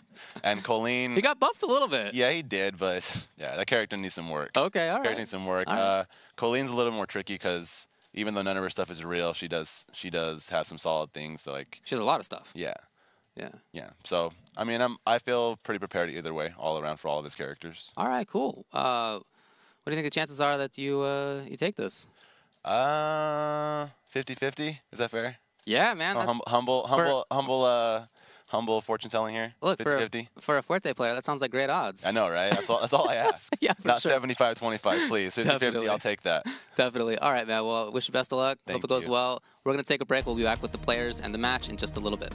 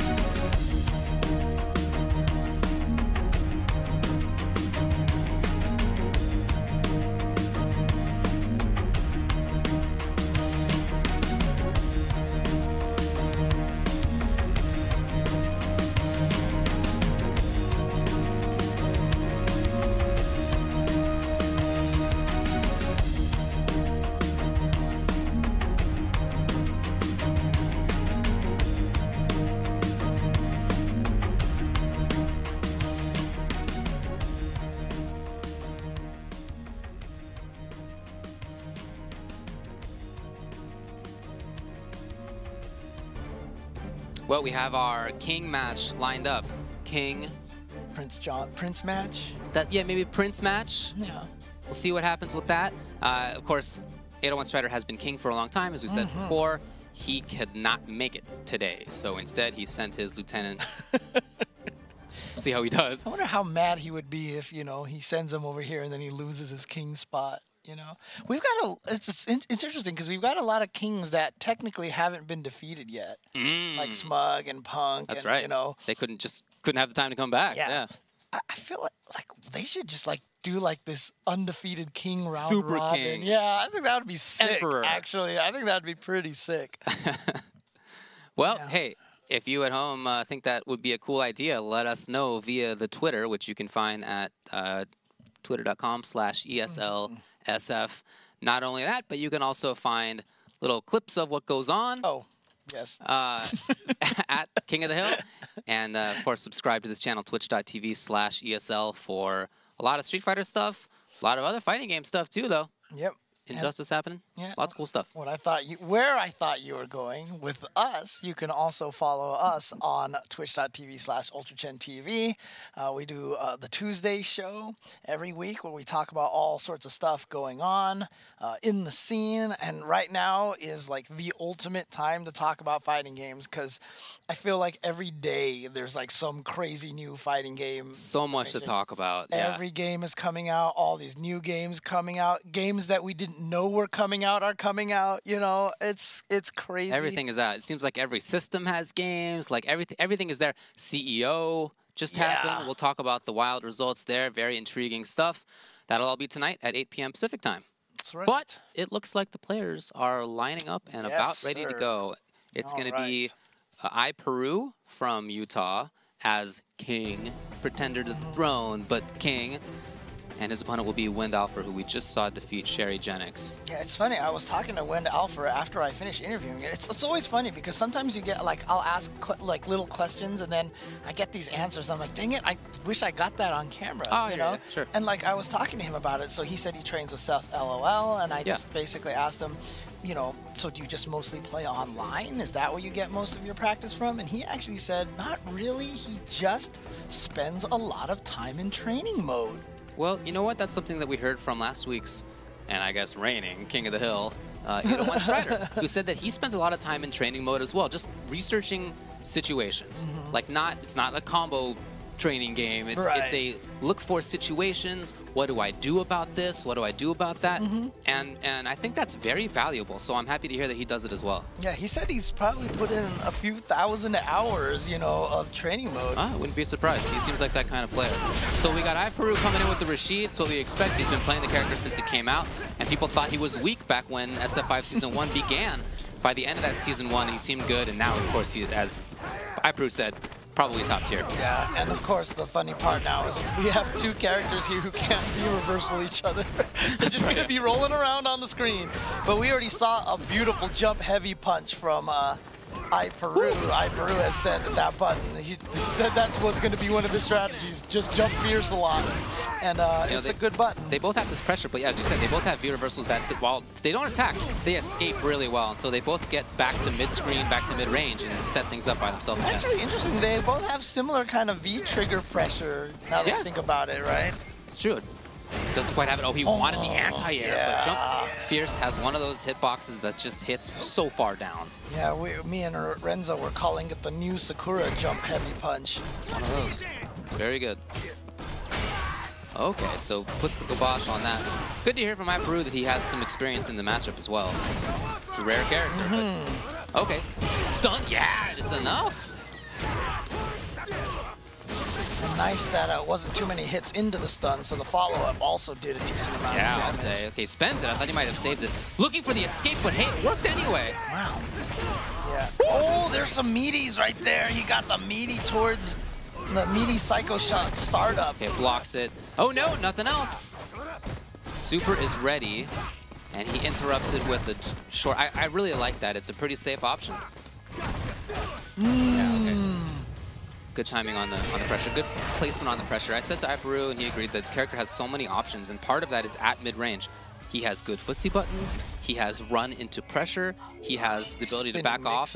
Yeah, right. He can mixer up close all of a sudden in a way that even armored characters can't really do it. He can back off and throw fireballs. Air approach with Jump Fierce. Just so many different tools.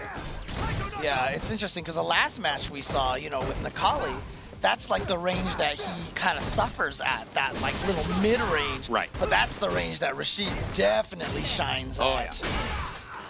Oh, the crouching heavy punch, and then just goes for the reset. Oh, I like keeping the opponent still with that stance short. He doesn't challenge. Interesting. That was a different interaction right there after this charged heavy punch.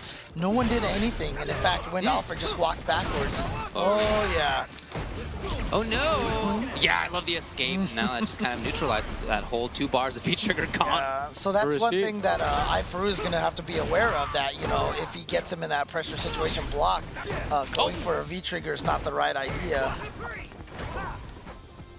Slow approach now. Oh yeah, this could be it. No. Oh, wow, just clipped with the last 2 punches of Psycho Windalfr Flicker. Still ready to challenge. You see how he knows how many options. Wow. Yeah. Okay, That fine. was unfortunate. It just barely clipped him. And you know what? I think iPeru would have been able to juggle after that, too. I think you're right. So Windalfr, you know, you can see how he's dealing with Rashid's having all these different options. It's not that well. He doesn't really know what to be looking for at any one time. What's Rashid going to do? Because, of course, he has options to deal with it, but they're different for each one. No! Ooh, missed it. Looks like he's trying to go for a different combo now. Very nice. Keeping his eye on it, getting the punish. Now, iPeru at that range. You could do anything. In there for pressure, in there in the corner. Plus on block. Yeah, nice. Didn't challenge. iPeru was fine with it. We've seen the jab after that quite a bit. Haven't yet seen the EX mixer to blow it up. Blocking well. iPeru trying to escape. Yeah, too far. Oh, gets him with the counter hit. Gets him with the frame trap. And here we go. That's Oh, that was a gutsy one. Yeah, it looked like he was trying to hit him and maybe use the hit stop of invincibility to go through. Hey, there's the challenge finally. Oh no, he doesn't. Not enough to kill, but beats the reversal. I think he might have did up kicks, but maybe I don't just know. didn't have enough. Because that jump heavy punch hits really low. Yeah, it does. It's And a so really good might button. have actually got to the hurt boxes in time. Just depth-wise. Yeah, and I'm sure if he had done EX wake-up punch thing, Would have been it's just a safe blocked. jump. Yeah. And it's that move is going to be much easier to safe jump than pretty much most of the wake-up. So that is something that I have noticed from Windalfr, though, is after that charge heavy punch, he does have a tendency to walk backwards or backdash. Boy, that orange is there, and he wants it so badly. He's got to settle a little bit. You see, iPeru starting to snipe some hits out. I mean, still a long way to go for iPeru. Oh, he sniffed it out and got the throw. Well, he does have the experience. You can see it, but Windalfr with the anti-air ready. The punch, punch, punch EX is 16 frame startup. That is very easily safe jumpable, safe media attackable. Easy to do. There it is. Nice, yeah. That's that anti-Rashid option select that a lot of players have, is if he does the crouch heavy punch, just He got the trade and he got in there anyway, and a ton of life and movement. Oh, that's super good. This time he grabs first. that throw. Yeah, kind of funky timing on it, didn't it seem? Yeah, it shouldn't have. Oh boy. Down fierce, what other button would it be? Oh man, we got crush counters all over the place. Gets the corner for himself. No, boy. So we've seen, no! No! And he went low. He was looking for the shimmy. Excellent choice, iPeru. Like, hey, I'm doing this. Very doable. Oh, that okay. Overhead is slow enough to get punished by a wake up EX Psycho upper. All right, there we go. Windalfr takes his first game. And if I have this right, they've all been double round victories. Yeah, I think it's the same on my end. Yeah. We're both keeping track of this as it goes on. Yeah. We do that. Because sometimes one of us forgets to write it down, and you can see us peeking at the other person. What'd you get for answer X? Yeah. Cheating off of the person sitting next to us. Very consistently stand short after blocking that charge fierce. Wonder if we'll see some games around that. Too far, walking out of the way was iPeru. You can see he does understand the character. You know, he does have this Ed experience. Now, Windalfr, we've seen him try to cage, and it's been good. But kind of gives it up. Ooh, the heavy kick is so nice. That was definitely a startup of kick, and he just got busted. Oh! Nice, and there you see another option, run up and throw from that mid-range distance. Oh no, that, What was that? was he trying to do maybe back end V skill, but he accidentally didn't let go of crouch fast enough? I Not don't sure. know. It's a good question. Not even necessarily back end V skill, just standing V skill. Ooh, see, he tried it again in that range. Well, you got to challenge at some point. You know, you can't just let Rashid go and do whatever he wants to do. You got to. Yeah, what's interesting is this. I think someone actually noticed that Ed, his backdash, the first few frames he travels farther than most characters. Okay. So you see in the situation where he's -2 after the heavy punch, he was able to backdash to avoid Rashid's standing light kick. Yeah, that was definitely of note. Yeah. iPeru now pressuring. If he gets a big hit, went through it. And so that pressure's gone. The super's gone. That's gonna get him, yeah. And he knew that was gonna hit, so he said, you know what? Thanks for previewing my move for me, so I know I can cancel into a V trigger We've seen catch both you. iPeru and Sherry get hit by strong, then medium kick, because that's a range where most characters can't really press a credible button anymore, but Ed still can. Especially one of that speed. Right. That standing medium kick is fast, and it's interesting because when you first see it, so it's like I said, you see these things in training mode, and you're like, the standing medium kick is not very good. They can crouch under it, you know, but you can find great places to use moves like that. No anti-air, and even after having baited it, it seemed out of the corner.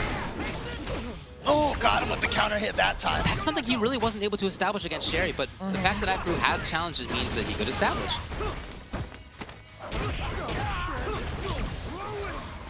Big opportunity now for iPeru. Just went low. He went empty jump in the low off of that tornado. Oh, he lives. He's got a little bit left. And he's dangerous. And look at all that V-trigger. Oh, look at all that critical art. In fact, yeah. I feel like if he gets him to block it, he's going to be able to chip him to death. You might be right. Oh, that was so smart. No, it should have been it anyway. It was not. He could have killed him. He could have flickered him to super. 100%.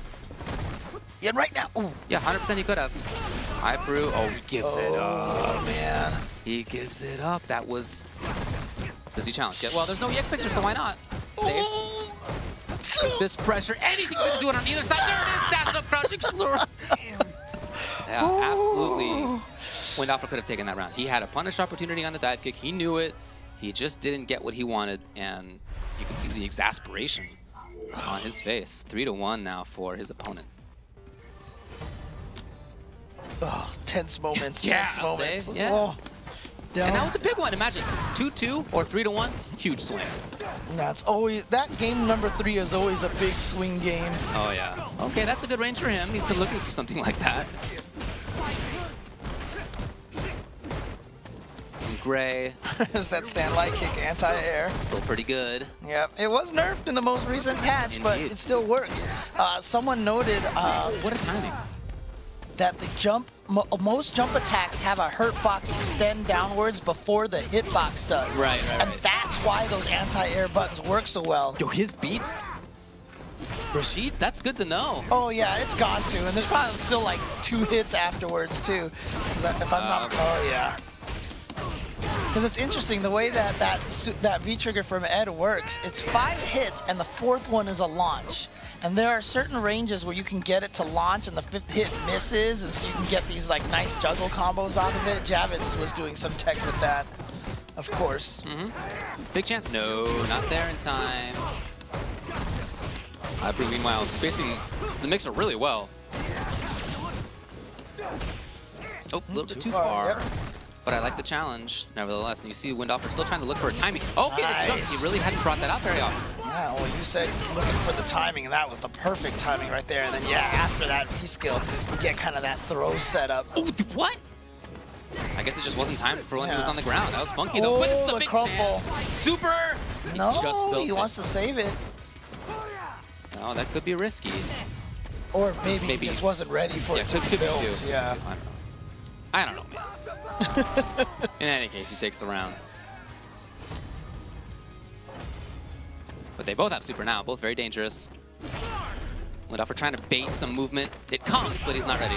Yeah, what's really interesting to me is that, you know, again, messing with Ed in training mode, I just didn't seem like, I felt like he didn't have a lot of interesting normals. I felt like he'd have a pretty weak neutral and a pretty straightforward, uninteresting neutral, but... I'm with you. I think this character is much more interesting than I expected. Nice punish on the roundhouse, -4. You got 1 frame punish. This almost makes me want to play. Dude, I feel the same way.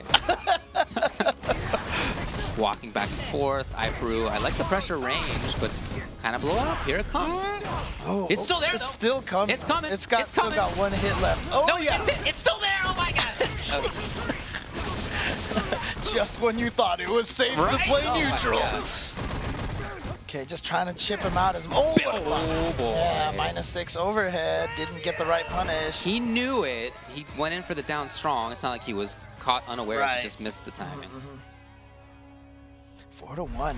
Good start here for iPeru. Once again, you know, one of the things, and in fact, this actually works for both of them now, but interestingly enough, iPeru and Gustavo kind of did it through offline means, but they really have gotten so strong without having a huge scene to kind of ride, you know, to build skills off of. Well, iPeru said that he plays almost entirely online now. Yeah. And that's why he has this Ed experience. But now he's going to get tested against the Colleen experience. Okay. When I spoke with Windalfr before, I said, what's the kind of situation where you would go with Colleen? He said, if I'm, you know, down like Seriously, sounded 4 or like 5. And sounded here like- it is. sound like a documentary that's in IMAX, the Colleen experience. Does he have it? It is time to endure the Colleen experience, coming to you in IMAX 3D. Well, he said he did have the Colleen experience because same reason. He plays a lot online. He gets it. So he probably, I mean, he made good on that Ed experience. No reason to discount the Colleen experience claim. Now, another character you don't see very often, but again, probably not because she's weak. I don't think she's weak. It's just, you know, kind of funky options. Not many people picked her up. Yeah, it's interesting because, like, what did everybody test as soon as Colleen came out? It was all the ice meaty icicle setups. And the funny thing is, we don't really see them that much. It's interesting. Like, I don't feel like it's as prevalent as we would have expected. Like, I thought she was going to be a very vortexy set play character. She definitely has Vortex and setup, for Yeah. sure. It's just that the game for her is getting in there in the first place. And in some matchups, it's hard for her to do. I really like the fact Okay, that she's freeze. using the... Oh, yeah. See that V-trigger paying off. Oh, yeah. Never got to get out. Oh, no. Dropped combos. Nerves. I don't know. Looking for that down medium kick. Great range on it. She doesn't get anything there, but it's an important just Oh, delayed EX spinning mixer. punish. There you go. Oh, that was beautiful. And Okay, then, I all don't right. know. Whatever. Side. Whatever. Yeah. But, You know, we've seen jump to the other side low. We've seen from the front when it looked like he was going to cross up. And if you got those both polar opposite sides, down, back, up, forward, right, then that means you got all the options and you're looking good. One thing I keep trying to mention, though, is that I really love how Windalfr is using the uppercut, you know, the icicle, the ice ball drop. Yeah. He'll erase the tornado with the first Yes. hit and then drop the icicle on them. I think that's really sick usage. For sure. Good movement with her as well. Doesn't want to get obvious about things. Okay, knew that was safe on block, so he went up for the throw instead. Yeah, so he's picking good on the claim of having that experience. There you go. There's that icicle setup. But see, that's the thing is that, Oh. you know, the icicle setup always looks so scary, but what people don't realize is once you block it, you're kind of out of it, you know?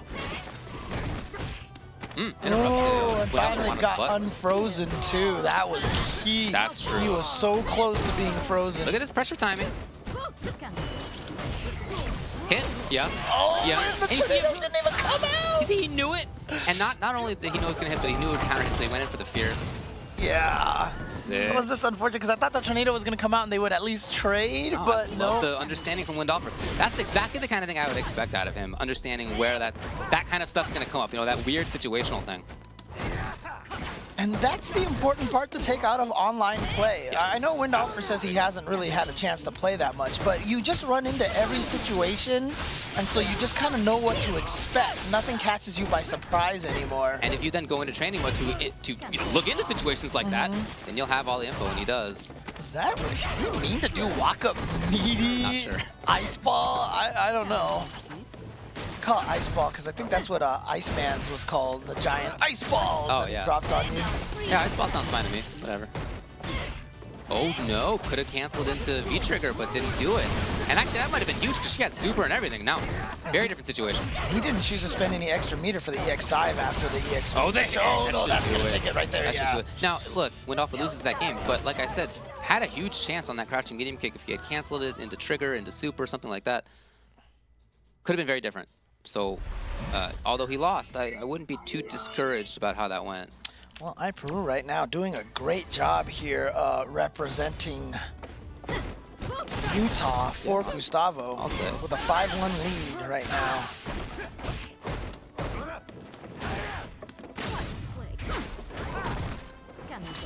Trying to set something up is Windalfr. You see him moving around too. She has some good buttons in mid-range, but that's not her biggest strength. She wants to be up close. Frame traps was the intention, nothing though. Okay, using that dandy step to keep as mobile as possible. Oh, more rolling too. We have no V reversals in this match. There's only like 4 in the game, but I guess 5. But, we have 3 of them right now. Yeah. Oh man. Maybe Oh, 7. Anyway. quite punish. Oh man, there were so many things coming out there, and iPeru just evaded all that stuff. Yeah, gotta respect the wind effect mixer. Oh, chasing! Look at this chase, but that hit into what? Is What's the the question. juggle? Yeah. Right. Okay, goes for not much. Right. Yeah, had to just bring it out. Big plus frames. Oh. And expected to delay though. The big boot. I like the delay first. Convinced iPeru that it was safe to move. So the last couple of games have definitely looked better, even though he didn't take the first one. Now, we haven't really seen any counters from Windalfr. I've seen him use the V skill a couple of times, but I just saw him with the Colleen counter. Yeah, he's whiffed it a couple of times. They haven't connected. I think he's looking for Mixer, but that just hasn't come up. Right. Oh. Yeah, he's got a good button there, and that's in short. And that jump roundhouse, by the way, super strong. One of the better hitboxes in the game as it comes in. Very tough to challenge. Okay, goes for a little extra damage and knockdown. I love it. Just V reversal out of there. Don't want to deal with any of that icicle mix-up. Why not? Oh, standing heavy. Oh, you see him trying to get under, but like you said, that jumping heavy kick from Colleen is such a good hit. Oh! Yep, that's something he tried. Or no, Sherry tried it. Sherry tried that, Previous one didn't work, but when Windalfr tried it against iPeru, it did. All right, 5-2. It's been a while since Windalfr took a game. There were 3 in a row from iPeru.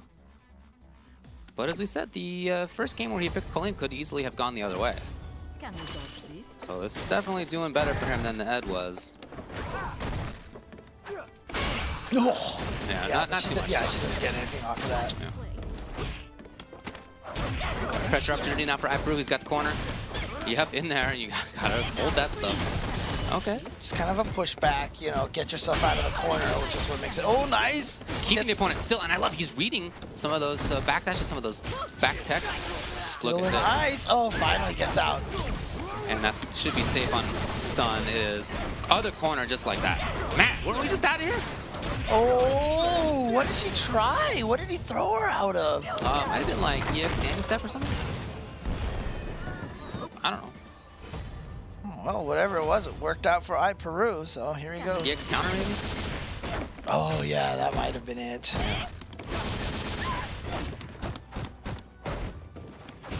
Yeah, he was so ready. You had a lot of time on that.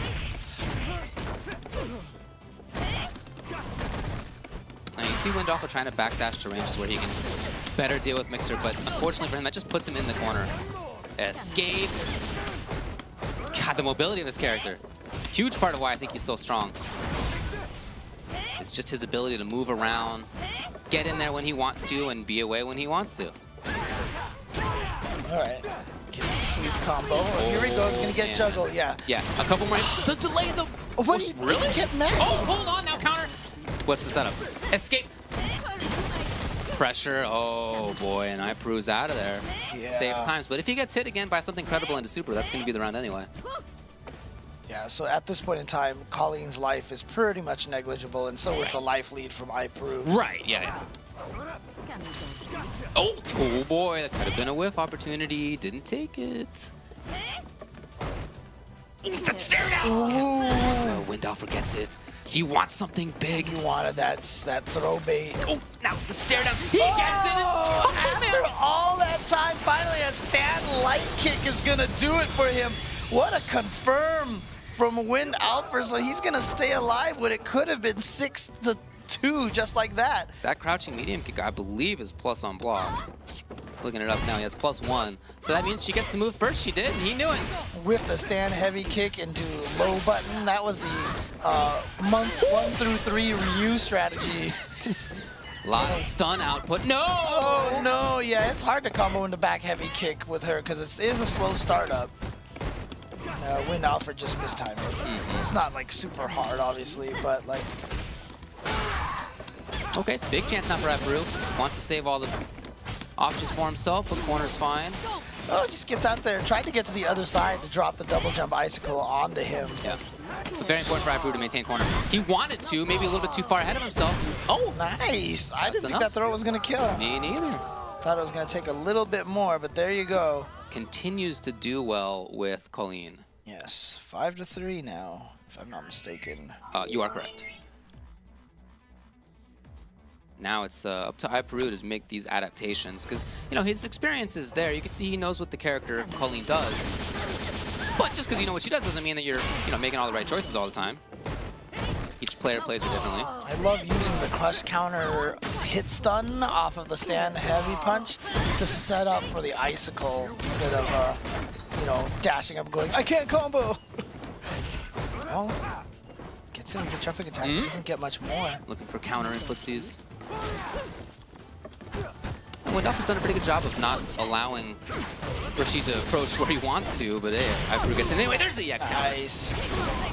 Always have to be scared of that. Always got to be scared of that EX counter coming from nowhere. Yeah. Now she's got Trigger. Oh, this is huge. Throw, and that throw always feels like it does a decent amount of damage, even after a scaled combo. Had to make that save, and still just kept going for the frame trap repeatedly, and that's why it worked, because iPeru was like, you gotta throw in some point in time. So he was waiting for the throw, didn't happen. Ooh, that's too close. Yeah, yes. Punish it. Great run up and block by iPeru. Okay, well, I like the idea. It's a little funky, right? Yeah. Well, I just mean like the run up and block is something that very few characters can do. Oh, yeah. Yeah. Oh, again, I think his mobility is a big part of why he's a strong character. Nice. Looking for stun. Okay, some of it's gone, but the hit from the front. And gets the follow-up too to steal the deal on that one. There's iPeru. All right, let's see if iPeru can get something going here. I feel like Windalfr definitely has kind of a momentum here, winning 4 out of 5 rounds recently. So that's right now, maybe in the last 3 games, a rare round win for iPeru. Trying to get out of there. Oh, and this time, nice. I love both positions there. Yep, you got to respect the hail mix, the hail setups there. You're not typically worried about her high or low game. And might build super on this too, if so, the round. Yes. There's the game. Nice job by Windalfr. Wasn't he just down like 5-1? Yes. But now it's 5-4, just like that. Wow. Seemed quick, huh? Yeah, the Colleen switch has paid off greatly for him. Yeah, looking very strong there. Right, so her overhead low game is not that credible because no cancel out of the crouch medium kick, same out of the overhead. However, if she has hail in there, then the low hits, then the hail hits, then she gets something else. Same with the overhead, make it safe too. And so those setups are things you do have to pay attention to. So we'll see what the adaptation here is from iPeru. All right, well this is that... I felt like he was trying to play, one of the things that a specialty of Takeuchi, the excellent young Rashid player from Japan, is he's really good at boxing you, at caging you. Yeah, he is. Keeping you trapped in the corner. Yeah, but that was just a flurry. Yeah, that was... Oh, no! Oh, what? I don't think he meant to do the overhead. Okay, in there, harassing. Well, anything is going to do it, of course. Yeah, that's perfect range. Standing leg kick anti-air. Yeah, I love that. It was fast. It was hard for Windalfr to stop it. He just got run over. It's always funny that she says the future when she dies because it makes me think of, fight for the future, right? Do you think that's what that is referencing? The third strike tag? Yeah, because that's the subtitle of Third Strike. Yeah, right? subtitle rather. Yeah. I don't know. Could be. Kind of challenge there. Okay. tons of advantage in that kind of setup. Oh, love it. But, See iPeru get out of there? Yeah. After the V-trigger was spent? Beautiful stuff. Not quite as fast as Ed's, but still got out of there. Look at that grade. Oh, jabbing out of it? Now double jump. Oh my god. Oh no, it wasn't actually a punish. There was a counter hit there. Oh, okay. Oh, wow. Not sure what he was doing, but just got caught by the crouching medium punch. Nice confirm. Counter hit confirm, unless it was a medium. Hit. Oh, no. Oh, but he could have punched. Bummer. Yeah. Out of the air, there's a lot of fancy stuff coming out of Windalfr. I like this a lot. Now, iPeru gets a chance. But he used that V reversal, so he has no trigger now. Right. But he's got a super all lined up on deck. Hey, well, it's not going to come up. Windalfr comes in. He takes the round. He is a round away from evening this up just like that. I wanted to see iPeru do the... Have you seen the trick with Rashid where you crouching medium punch someone out of the air, cancel the super, and slide behind them where they land? No, I haven't, but that sounds pretty sick. Yeah. Oh, that's punishable, yep. Brought that up a lot in footsies this round. I've seen it occasionally before, but seems insistent about it. Yeah. Nice. Now the stun is the... What? Why not? I don't know. And again, trigger's there. You gotta be mad if you're iPeru because it's like you did the right read, and the throw just caught you out of the overhead. Unfortunate drop there, but he still has pressure for himself. Really? All right. And jump round. Yeah, Look, same thing. You think so you can make it under? So fast. Look at this play here. Windalfr. Mix up R2, looks for another chance. No, iPeru gets out. No trigger, though. Yeah, he went in. Oh, man, I thought that seemed like a very risky moment to press a button. And I guess that's what iPeru thought as well. Why would you press a button here? I got the threat of EX Mixer. It's going to be for the round. Either way, why take the risk? And yet, Windalfr did. He was right. And he has tied it up. Ladies and gentlemen, we have an even game. It is now 5-5, just like that. Windalfr taking 4 games in a row. They've been tough. Oh, yeah. Yeah, Hard 3 fought. rounds for the last 3 games, but he's managed to pull it off. You know what else he's managed to do is start to establish Dandy Step in neutral. And that's not really something that you can easily get. You kind of have to convince your opponent that it's credible first, but I guess he's done that at this point. Yeah, I felt there was a couple of times. Woo. Oh, here he goes. Set up. Oh, he was looking for the back roll. And Didn't then come, a but it's delay. fine. Oh, yes. Stun, build a little bit meter. This isn't going to do a ton of damage just because of the scaling, but... The setup is Hail. Oh, boy. Hell no. No, I guess even back roll wouldn't have worked. That was maybe too early. Save. Gotta respect that, yep. Not quite at the right range where he wanted it. So Windalfr gets to move out of the corner. Nice. Sniped that out. Just went right in there with the icicle coming down. Gets the throw. But you know what? In those last 3 games that Windalfr has won, iPeru has won round 1 2 times. So not very dispositive of how the outcome is going to be. Yep. So iPeru's still in a precarious position right now. Can he get a win? Like we said, he's lost 3 games in a row. iPeru just getting away. Meter spent a couple of times and not ready for the anti-air. iPeru now gets pressure, almost corner. Yes, corner. That's 3 bars spent on movement. Dang. Oh, a whiff punish? He wants that stun so bad. Yeah, he does. Not gonna come. At least not yet. Oh, that's fun. You know what? I've taught this before. Like, if you have something that's gonna get punished, just hit a button afterwards anyway. Because if your opponent misses the punish, you get the whiff punish, basically, right? And that's basically what happened. All right. Oh, there we go. All right. Okay, okay. You know, he looked more in control there. There have been rounds where he wins, where he runs over Windalfr, but much of that round was not really like that, especially towards the end. It just seemed like he had control. He had the ground, he had the anti-air. That whiff punish on the roundhouse was really nice. Yeah, I mean, I like what I'm seeing from iPeru with this character so far, because I know when we first arrived here, he had talked about a little bit of character crisis, but she seems to be working out pretty well, because I like the fact that, you know, he was a Fuerte player in core, so he liked doing things. Right, he liked very being active, yeah. Movement heavy, right, yeah. Yeah, so I feel like Rashid kind of fits for him. Oh, there's that neutral jump. Out of there. Means the stun goes down as well. She is safe on it. Yeah. Yeah, just sneaking in there with EX Dandy Step, getting the confirm. It's only real if you believe it's real, and right now iPeru does. Okay, just a jump back. Huh.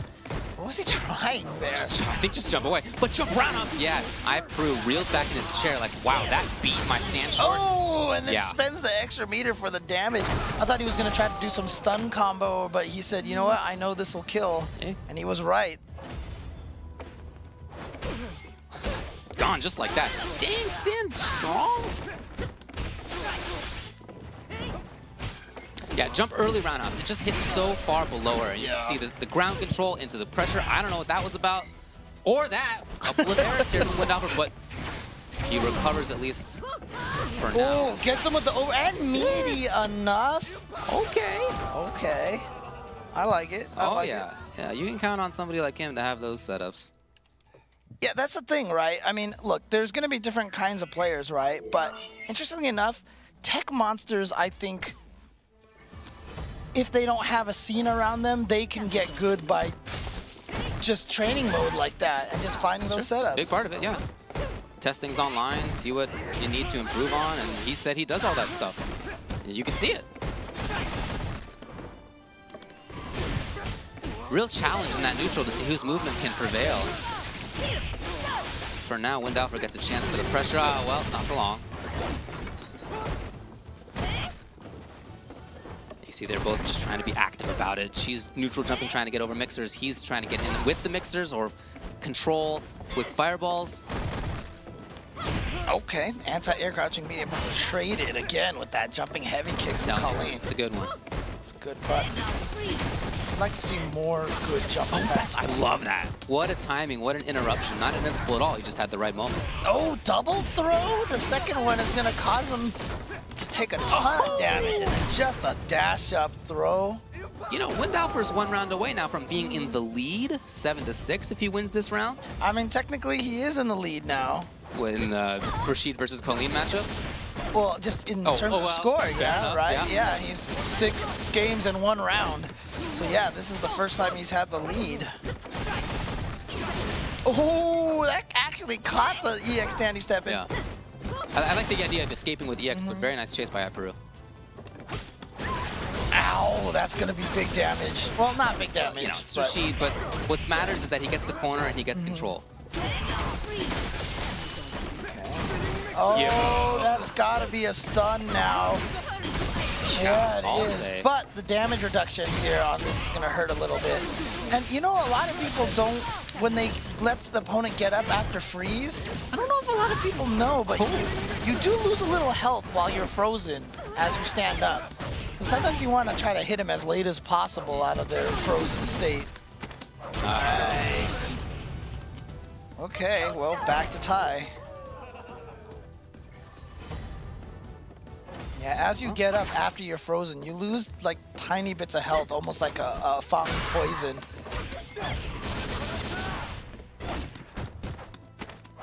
I'm pretty sure I remember someone pointing that out. Oh man, what a chase. Great corner pressure. Now a chance for control afterward, but Windalfr has some resources. Mistimed that throw. Yeah, it's got to do that to keep it safe. Nice, gets a throw. Looking for crush, doesn't come.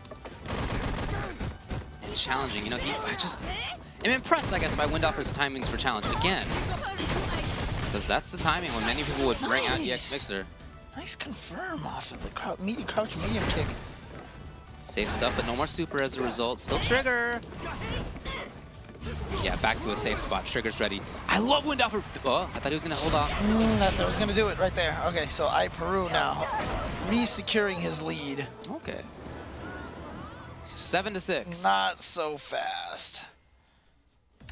Yeah, I mean, really, honestly, all of this has really just come from the change from Ed to Colleen. Oh, if it was Ed, I mean, based on the pace iPeru was winning games at, this was already going to be done. Over. Yeah, exactly. Over, but again, it's just, you know, shows an example of why it is not necessarily required, but it's nice to have multiple characters. Oh, yeah. Okay, I like that he had the right punish that time.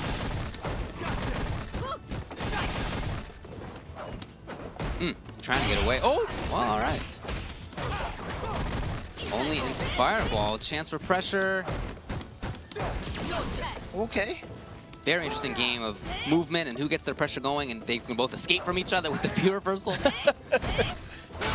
Lots of options in this match on both sides. Surprised we see any V-triggers at all. But, Right, you know, yeah. the only fortunate part is they both are 2-bar V-trigger dudes. So, you know, they can get it a little bit easier. But see, yeah, they're just V-reversing all over the place. Wanted counter, and I like the idea of it, but iPeru was scoping it out. He was patient. Really fierce, huh? Low, Oh, great what a block. You've seen it before. Yeah, what a block, what a block. What a block, what a block. And now just a tiny bit of life left. Went for that empty again. Wow, great Low, defense. oh, the blocking again. He's in there. Spent the How bar. does that hit something? Does that hit low or something? But I don't. what are you gonna do? That was so smart. What are you gonna do? Yeah, that was so smart. And he was willing to spend all that meter to take that round because if Windalfr were able to make that comeback that round, that would have been a huge like a mental boost. Sure. You know, so just take that round, even though it cost all that meter. Just take it. Well, Windalfr spent a bar to try to make that comeback happen in the first place. Well, that was weird. Yeah, that was pretty weird.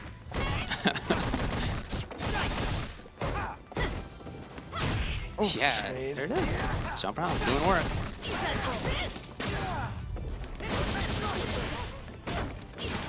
Oh, yeah. Heard something. Right, EX counter, I don't know, Parabellum, or EX whatever it dandy is. step, Dandy yeah. step. Vanity step, of course. Yeah, I just like calling it dandy step. Dandy's cool with me. Overhead, and then just walking away was that brute, but it was enough to get out of the grab. Oh, boy, dangerous moment. I actually thought Windalfr got that throw. The hit. And out of there. From the front, you know, he takes those risks every now and then, and they've most often paid off. Challenge, down short, did not want to let free pressure happen. And so even though he was tied up, you know, he lost 4 in a row, did iPeru. He's won the last couple in a row, and now he has 8 games.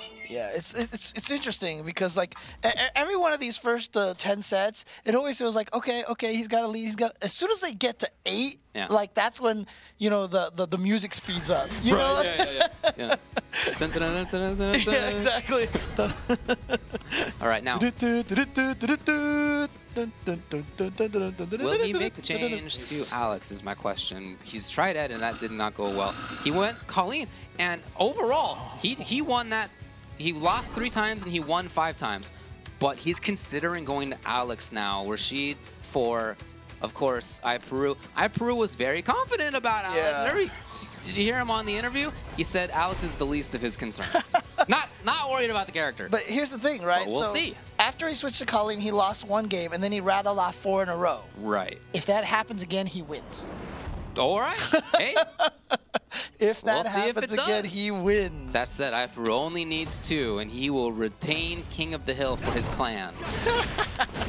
What? What are you doing down fierce there for? What a choice. Now, you see Alex so rarely that different people have such different ideas about how to play him. Yes. What buttons do you press where and all that sort of stuff. That is a new one on me, though. Point blank crouch heavy punch. I guess it's just kind of like an auto frame trap attempt, you know? I guess. Because it has that slow startup. It definitely does. It's definitely also -8 on block.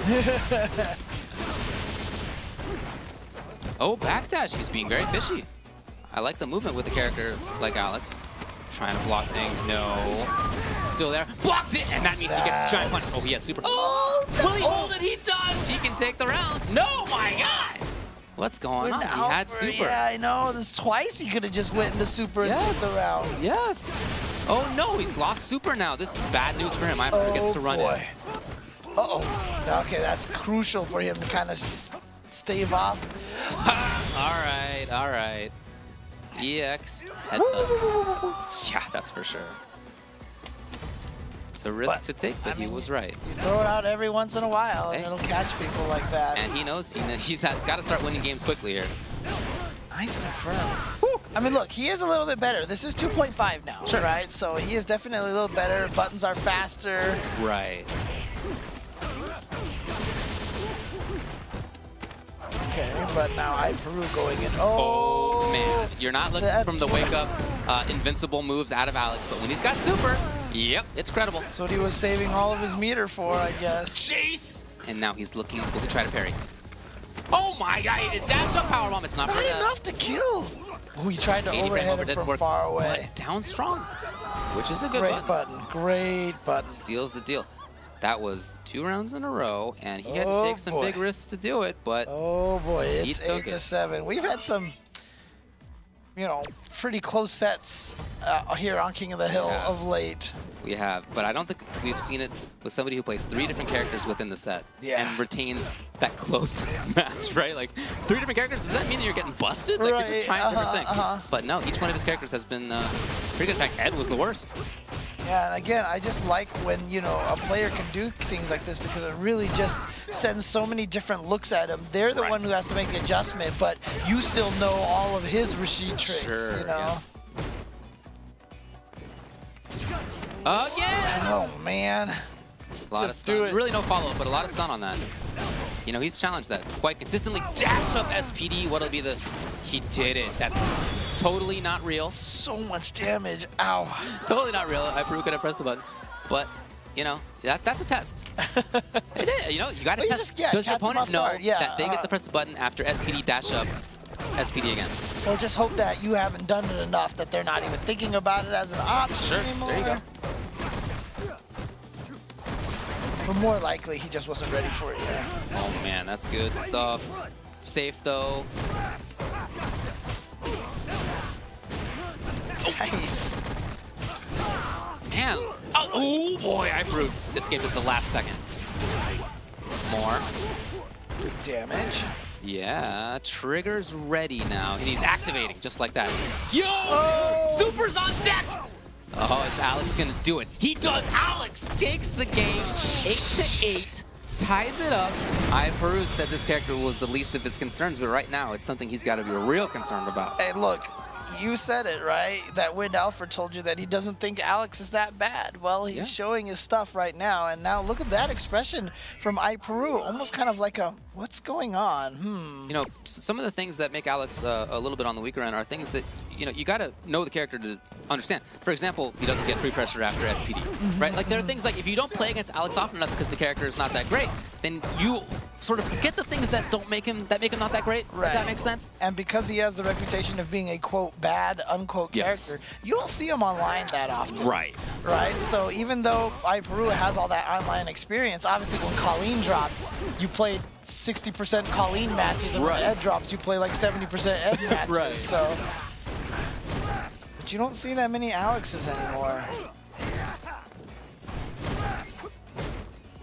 Trying to take up some space there as Windalfr. You see, he's trying to be mobile as well. It's not really a strength of Alex in the same way it is for Rashid, but you got to do it so that Rashid doesn't know where you're going to be. Can't make it easy on him. Ooh. Anti-air, but at a range where that jumping heavy kick is just scary. Ooh, challenge. He's jumping out. You know, he jumps backwards quite a bit. Rashid might be able to do jump down fierce. Some characters can't really punish the neutral jump on neutral jump very well, but he might be able to. I would imagine it'd be neutral jump. Yeah, neutral jump early fierce. But some characters can't really neutral jump punish it. It recovers too fast. Oh, that's sped up. And scary now. It's, I think, 3 frames faster. No challenge that time. No challenge on the roundhouse either. That allows Windalfr to move a little bit. No, the read was there from iPeru. He stood still the first couple times Alex brought out V-trigger. He got unblockable. Yeah, he actually got crushed. Right. So, not gonna let that happen again. 8-8 between these two players. Barely a 1-round lead. A couple of 19-game sets that we've had in the past 3 weeks. Right, we've had a lot of good ones. Oh. Nice chase. He still hasn't gone for the actual stop. I think he did once. But did he? Okay. Not EX, it was regular stomp. It was play slow.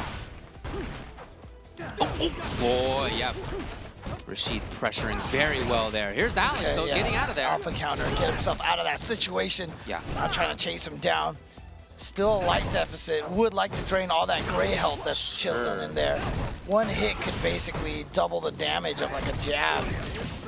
Yep, there it is, that crouching medium punch. But basically 2.5 damage thanks to the gray health. Right.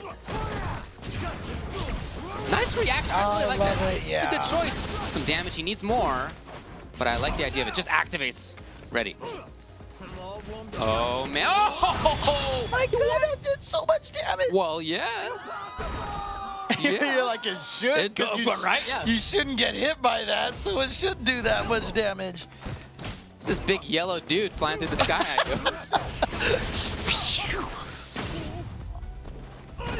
Oh, man, that jumping heavy kick always has such good range from Alex when he jumps at that far range. It's so scary to try to anti it because if he doesn't touch anything. That is, I think, one of the better buttons in the game. Damage, like consistent. Oh, 6 for 6 on those.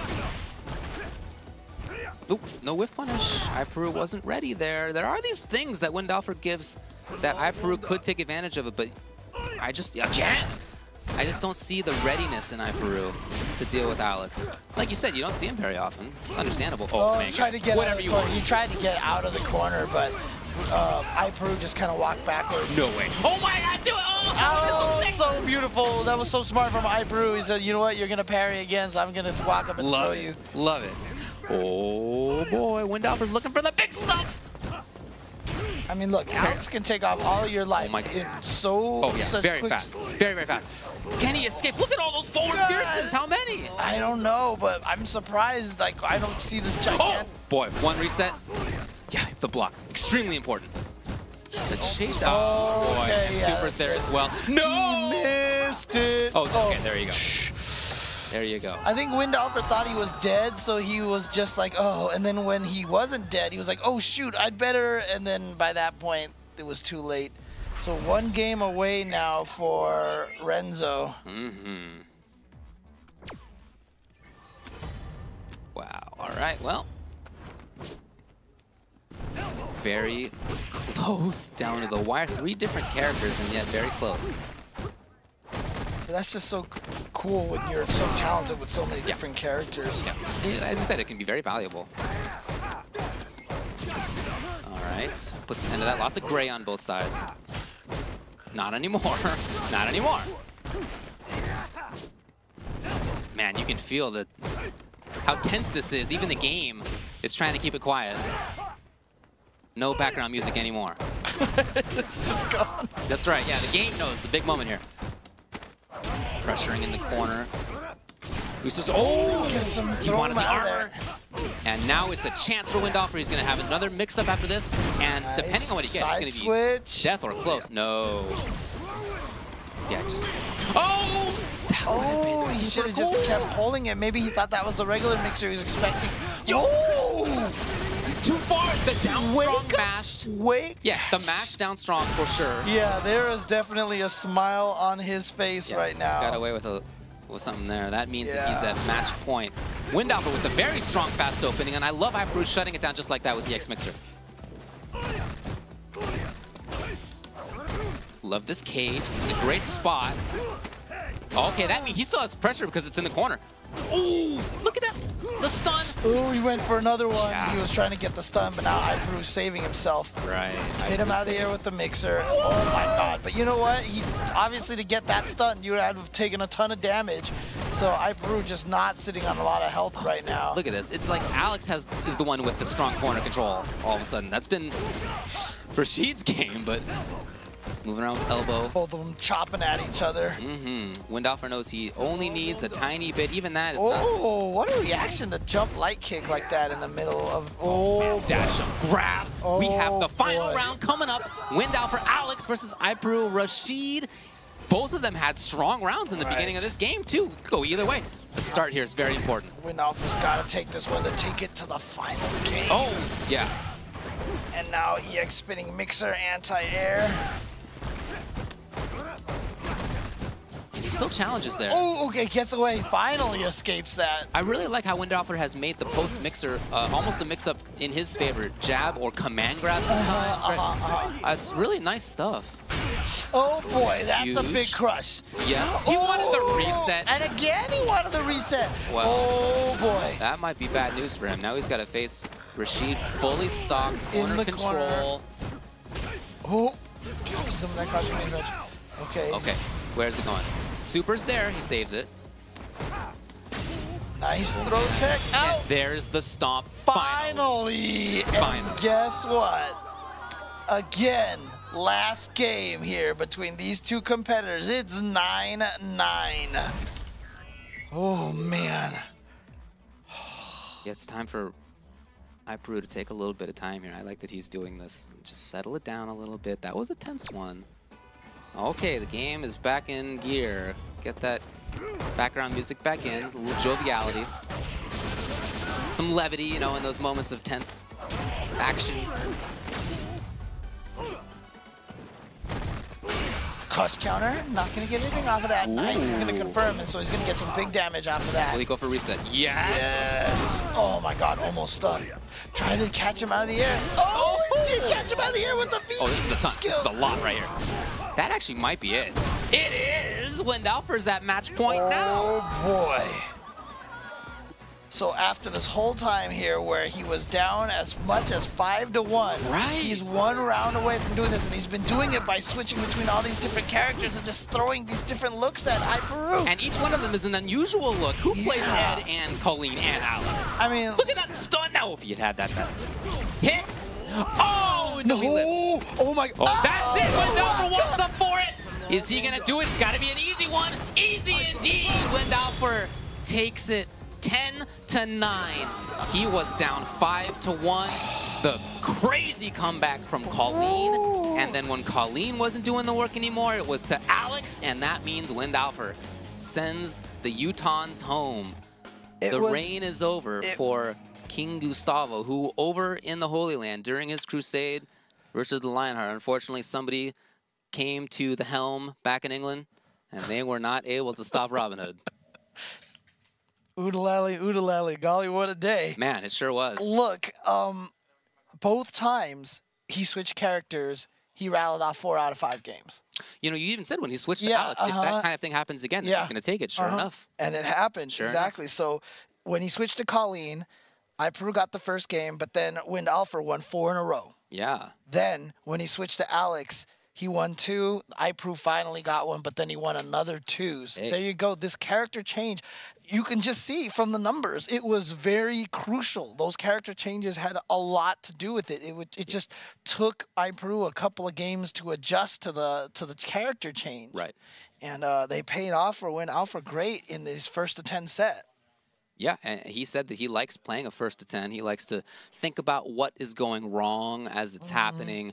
And, you know, for many people who have just one character, that means what does your character need to do differently, right? Like you got these set of options. You can't change the options. What do you do differently with them? But if you have multiple characters, you can change the options. If you don't like something that is happening to your character, you can just say, throwing that one out. Right. Going with a character who has a different set of options, I can just attack this from a different angle entirely, and he did that. And you know, I'm thinking of things like how post-mixer situations. Yeah. You know, as Ed, what do? You got a jab, but you know, you got your DP, your EX move is super slow. Right. It's not credible, really. He switched to Colleen, different things, right? He had maybe counter afterward, jab. But by the time I got to Alex, it was jab or command grab. Like, that's a different option, right? Like, so throwing those different looks at the opponent means that the opponent has to change how they're playing as fast as you are, or else they're just not going to keep up. And I got to say, man, at 8-6, like we said, 8 is where the music speeds up, where the timer's running out. The fact that he still has, because a lot of people are just like, when they're at that point, they're like, no, I'm used to this. These matches are even. I'm going to sit. But he just said, you know what? Throw in a different look. So actually, that was such a crucial decision right there, and a very brave one, in my opinion. For sure. So great job to Windalfr. What a beautiful adjustment there, just going with Alex and just throwing this different look at him. Nice work. Nice work. Very happy for him. We are going to take a break. We'll get some words with him and with iPeru after this.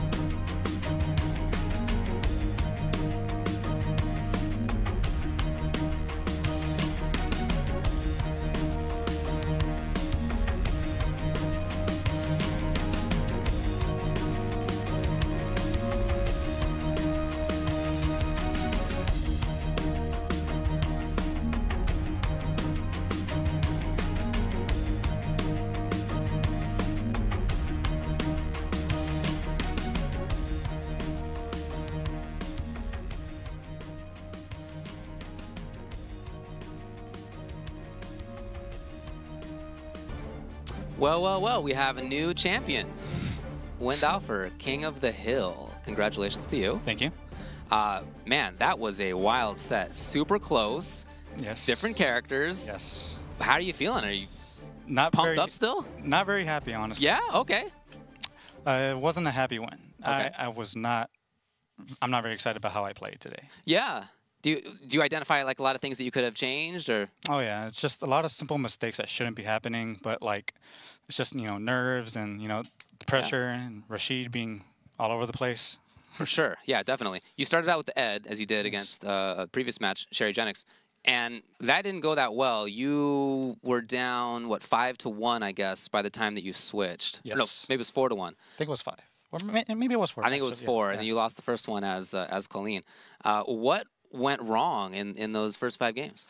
I guess I just wasn't focused enough because I think that character takes way too much focus knowing where you are, like for your combos to work and things like that. And like I could tell, like I was dropping the simplest of punishes. I'm like, okay, I cannot risk this on Ed. It is way too soon for me to be under like this much pressure and like to be using a character that I'm still like, You don't feel like you're fully in tune with him yet? Yes. Like it's going to take a little bit more time. There's still a lot of work left to do. Okay. But you do feel better about Colleen and Alex when it comes to that? Yes. Okay. Well, I mean, it showed. You lost first game as Colleen, but then after that you rattled off, 4 straight.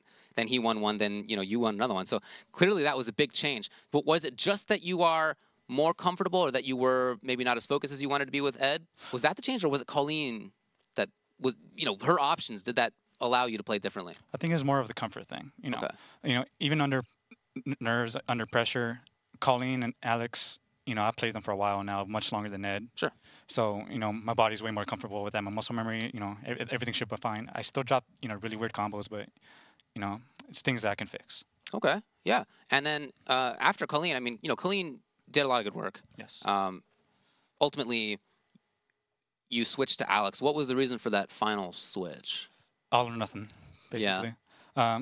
I was starting to see, the end of the tunnel with Colleen. Okay. I was like, I need only a few more games. Alex is the one to steal him. You feel like he's starting to get a handle on the Colleen, and it wasn't gonna power you through until 10. Yes. Okay. Alex, hey. I already pictured it. Like Colleen wasn't gonna take me that far, but I think I needed one more big push, and I think Alex was the character. Well, what about that character? Was the push? Just his great comeback potential, and that's honestly all I needed right now was that big old comeback. Yeah. Well, I mean, I saw you testing some things. Your very first command grab, you dashed up and did command grab again. It's definitely not real. No, it's not. But I thought that was a really good thing to test to see, like, is he aware? Does he know these things? I thought that was a great way to open it because you needed to win 4 out of 6 or something like that to take it. Well, congrats to you, man. I thought that was a really great performance. Even if you're not happy about it, it was awesome to see and very, very cool too, because we don't see that many of any of those 3. I mean, for iPeru, to be faced with those 3 in particular, like that's a weird lineup. Is that something that you did purposely, or did that just come together? No, that's not purposely. Honestly, like I just like those characters. When they come out, it turns out I really like them. I just switched to them.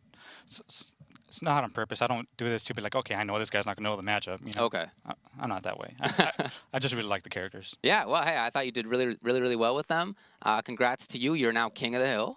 Yes. Excellent work. Let's go over to James and iPeru for a conversation over there. That's right. Yeah, iPeru. Hey, yo, you don't look like you're super enthused to have this conversation right now. Oh, man. Well, you know what? I've got to talk to you about these matches here. So how do you feel overall that went? It went to the last game, so it was really close. And we've had a lot of 19-game sets recently. Yeah. How do you feel about that? Obviously, I felt like I dropped the ball. Like, I was way far ahead.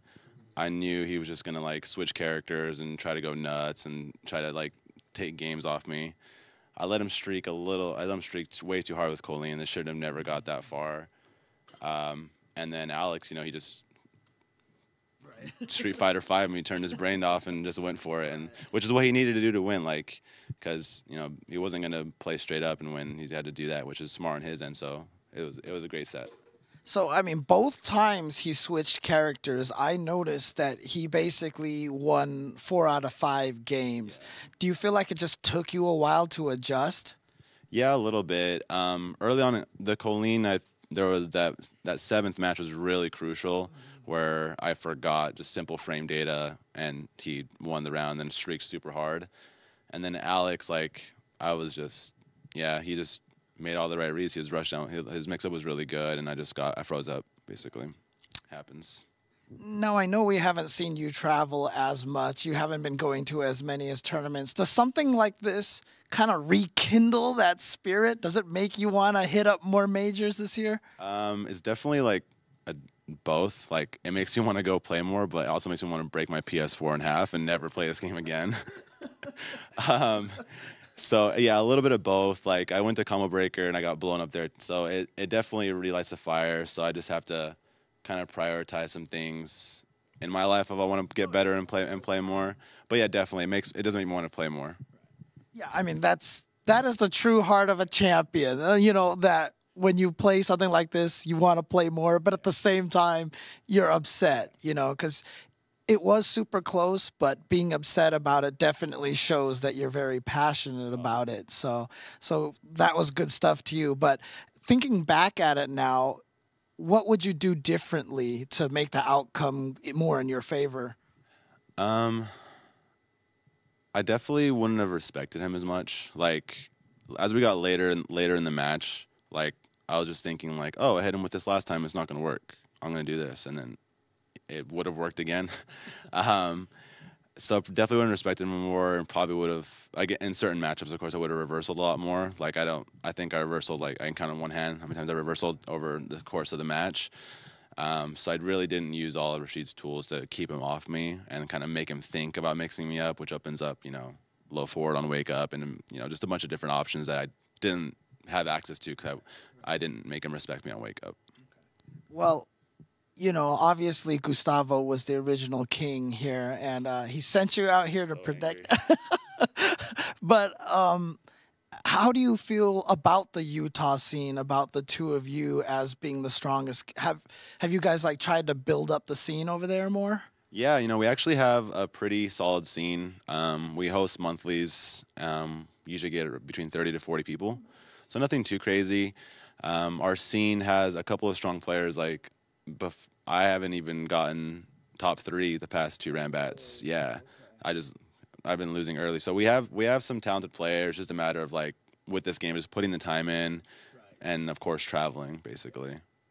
Do you guys stream your monthlies or your weeklies over there? Yeah, so it's actually the Twitch is Game Tyrant, and me and Gustavo always retweet it out every single time. Our next one's, like, I believe June 24th. So Game Tyrant, all one word, basically? All one word, yeah. Okay, cool. Any other shout-outs that you want to give out to anybody? Just shout-outs to the Utah scene, Andy Gustavo. Sorry, I couldn't hold the fort down. Robin Hood came and took all my money away. Well, you know what? He stole from the rich and gave to the poor. But you know what? Look, obviously, great match here, great stuff, and, you know, hopefully we can get, like, Gustavo and Punk and Smug and all these guys back to do one championship King of the Hill. But thanks and great stuff to you. Let's throw it back over to David real quick. Thanks, guys. Yeah, really great set, and you can see how all the action went today. Windalfr beating Sherryjenix, and then defeating 8-0 and iPeru in a super close, comeback-intensive set. Very interesting play. And thanks to iPeru for the Robin Hood analogy that I've been shamelessly killing this whole afternoon. We've been using that analogy all over the place now. Yeah. Nice work to him for the contribution. No, but good job to Windalfr. For somebody who doesn't get to travel as often as he would like and show off what he can do as often as he would like, it's a big moment. Yeah, and it's really interesting to me because the key to me were all these streaks that he was able to get. Yeah. Right? So when he switched to Colleen, he was able to get 4 games in a row at one point in time. During that one middle sequence against Sherryjenix, he was able to get 4 games in a row. And then when he switched to Alex, it wasn't 4 games in a row, but it was still 4 out of 5. So it was there was just these periods of time where everything would be working for him, and he just made the right adjustments. And I just felt like his opponents took too long to counter adjust. Yeah, well, that's part of the benefit of having these different characters that you can toss at people for pretty different looks.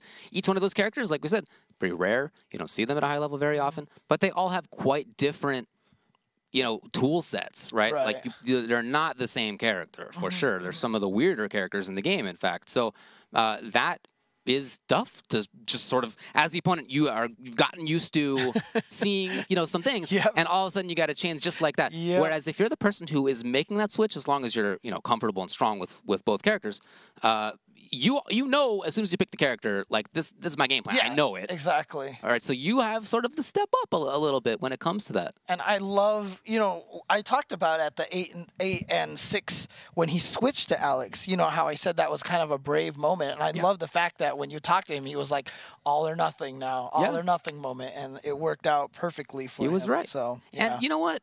Cool to hear, too, that he identifies problems immediately because... you know, that's an important part of becoming a strong player, is not being satisfied unless things are like tip-top perfectly done, and that's rarely the case because everybody's human. Dude, right? It's funny you always want to, you know, narrow get rid of those little edges there. Both of the players that we interviewed had that kind of "we're happy but we're not happy," you know, kind of reaction, right? So, you know, he's happy he won, but he wasn't happy how he won. And iPeru is like, yes, that kind of makes me want to play some more, but at the same time, I'm like angry, you know. But I mean, both of those are how you want the reaction to be. You know what I mean? You always want to get better, and you never can be happy, even if it's close. You know what I mean? For sure. Even like during one of the breaks, I was talking to Sherry, and I was like, it's a really good set, but, you know, she's one of those people who's very hard on herself as well. You know, very upset with how that went. And again, it's always how you get better. And I'd rather see people be angry about these kind of things than to be complacent and be like, yeah, I did decently. You Complacency is the killer. That's the worst. If you're complacent, you're going to fall down that mountain real fast. You are not going to last up there. Exactly. All right, well, good one. Congrats to Windalfr. That means he is king of the hill. And now we've got some great sets that are coming up really soon. I agree. And next week, I'm really excited about this. We've got Pandora House James from Northern California coming down here. But then we also have JB, who has really been starting to make a name for himself. He's obviously been at NLBC for a while. And then he kind of surprised a lot of people that final round. And now he's been making a lot of rounds. And in fact, strong player. I believe Punk announced that he's flying him out to EVO for the first time. So that's super cool. But then we're going to have a break. Yeah, July 4th. July 4th weekend. Leave us alone. We're going to take a break. But the week after that, we're coming back with Jace the Ace versus Chris Hugh. That one's super cool because both of those players, everybody knows, are very strong, and yet they're both kind of hidden. They don't come out that often anymore. Exactly. So I'm really excited to see what they're doing. And not only that, but it potentially could be Akuma with Chris Hugh versus Jury with Jace the Ace. And we talked to Jace the Ace's friend, Kim1234, who basically said, if you think Jury is low tier, you're wrong. Yeah. That's how he was very high on Jace's Jury. For sure. But again, you can follow along on twitch.tv/ESLSF to keep track of all these matches coming out and to see all the highlights that we just had. That's right. And of course, subscribe to twitch.tv/ESL where you're watching all this stuff. And subscribe to twitch.tv/UltraChenTV. That'd be nice. That's where we do our own thing. Tuesday nights at 8 p.m. Pacific time, including tonight, we talk about fighting games and the FGC and the news and all the tournament results, all sorts of stuff. And there is a ton to talk about tonight. Lots of game news, E3, CEO, tons of stuff. Yeah, it's a great time to be a fighting game fan, although a very intimidatingly daunting one. But too many good things. Too many good things right now. But that's a good problem to have. We'll chat all about that stuff. As for now, though, thanks a lot for joining us at King of the Hill. We'll see you next time.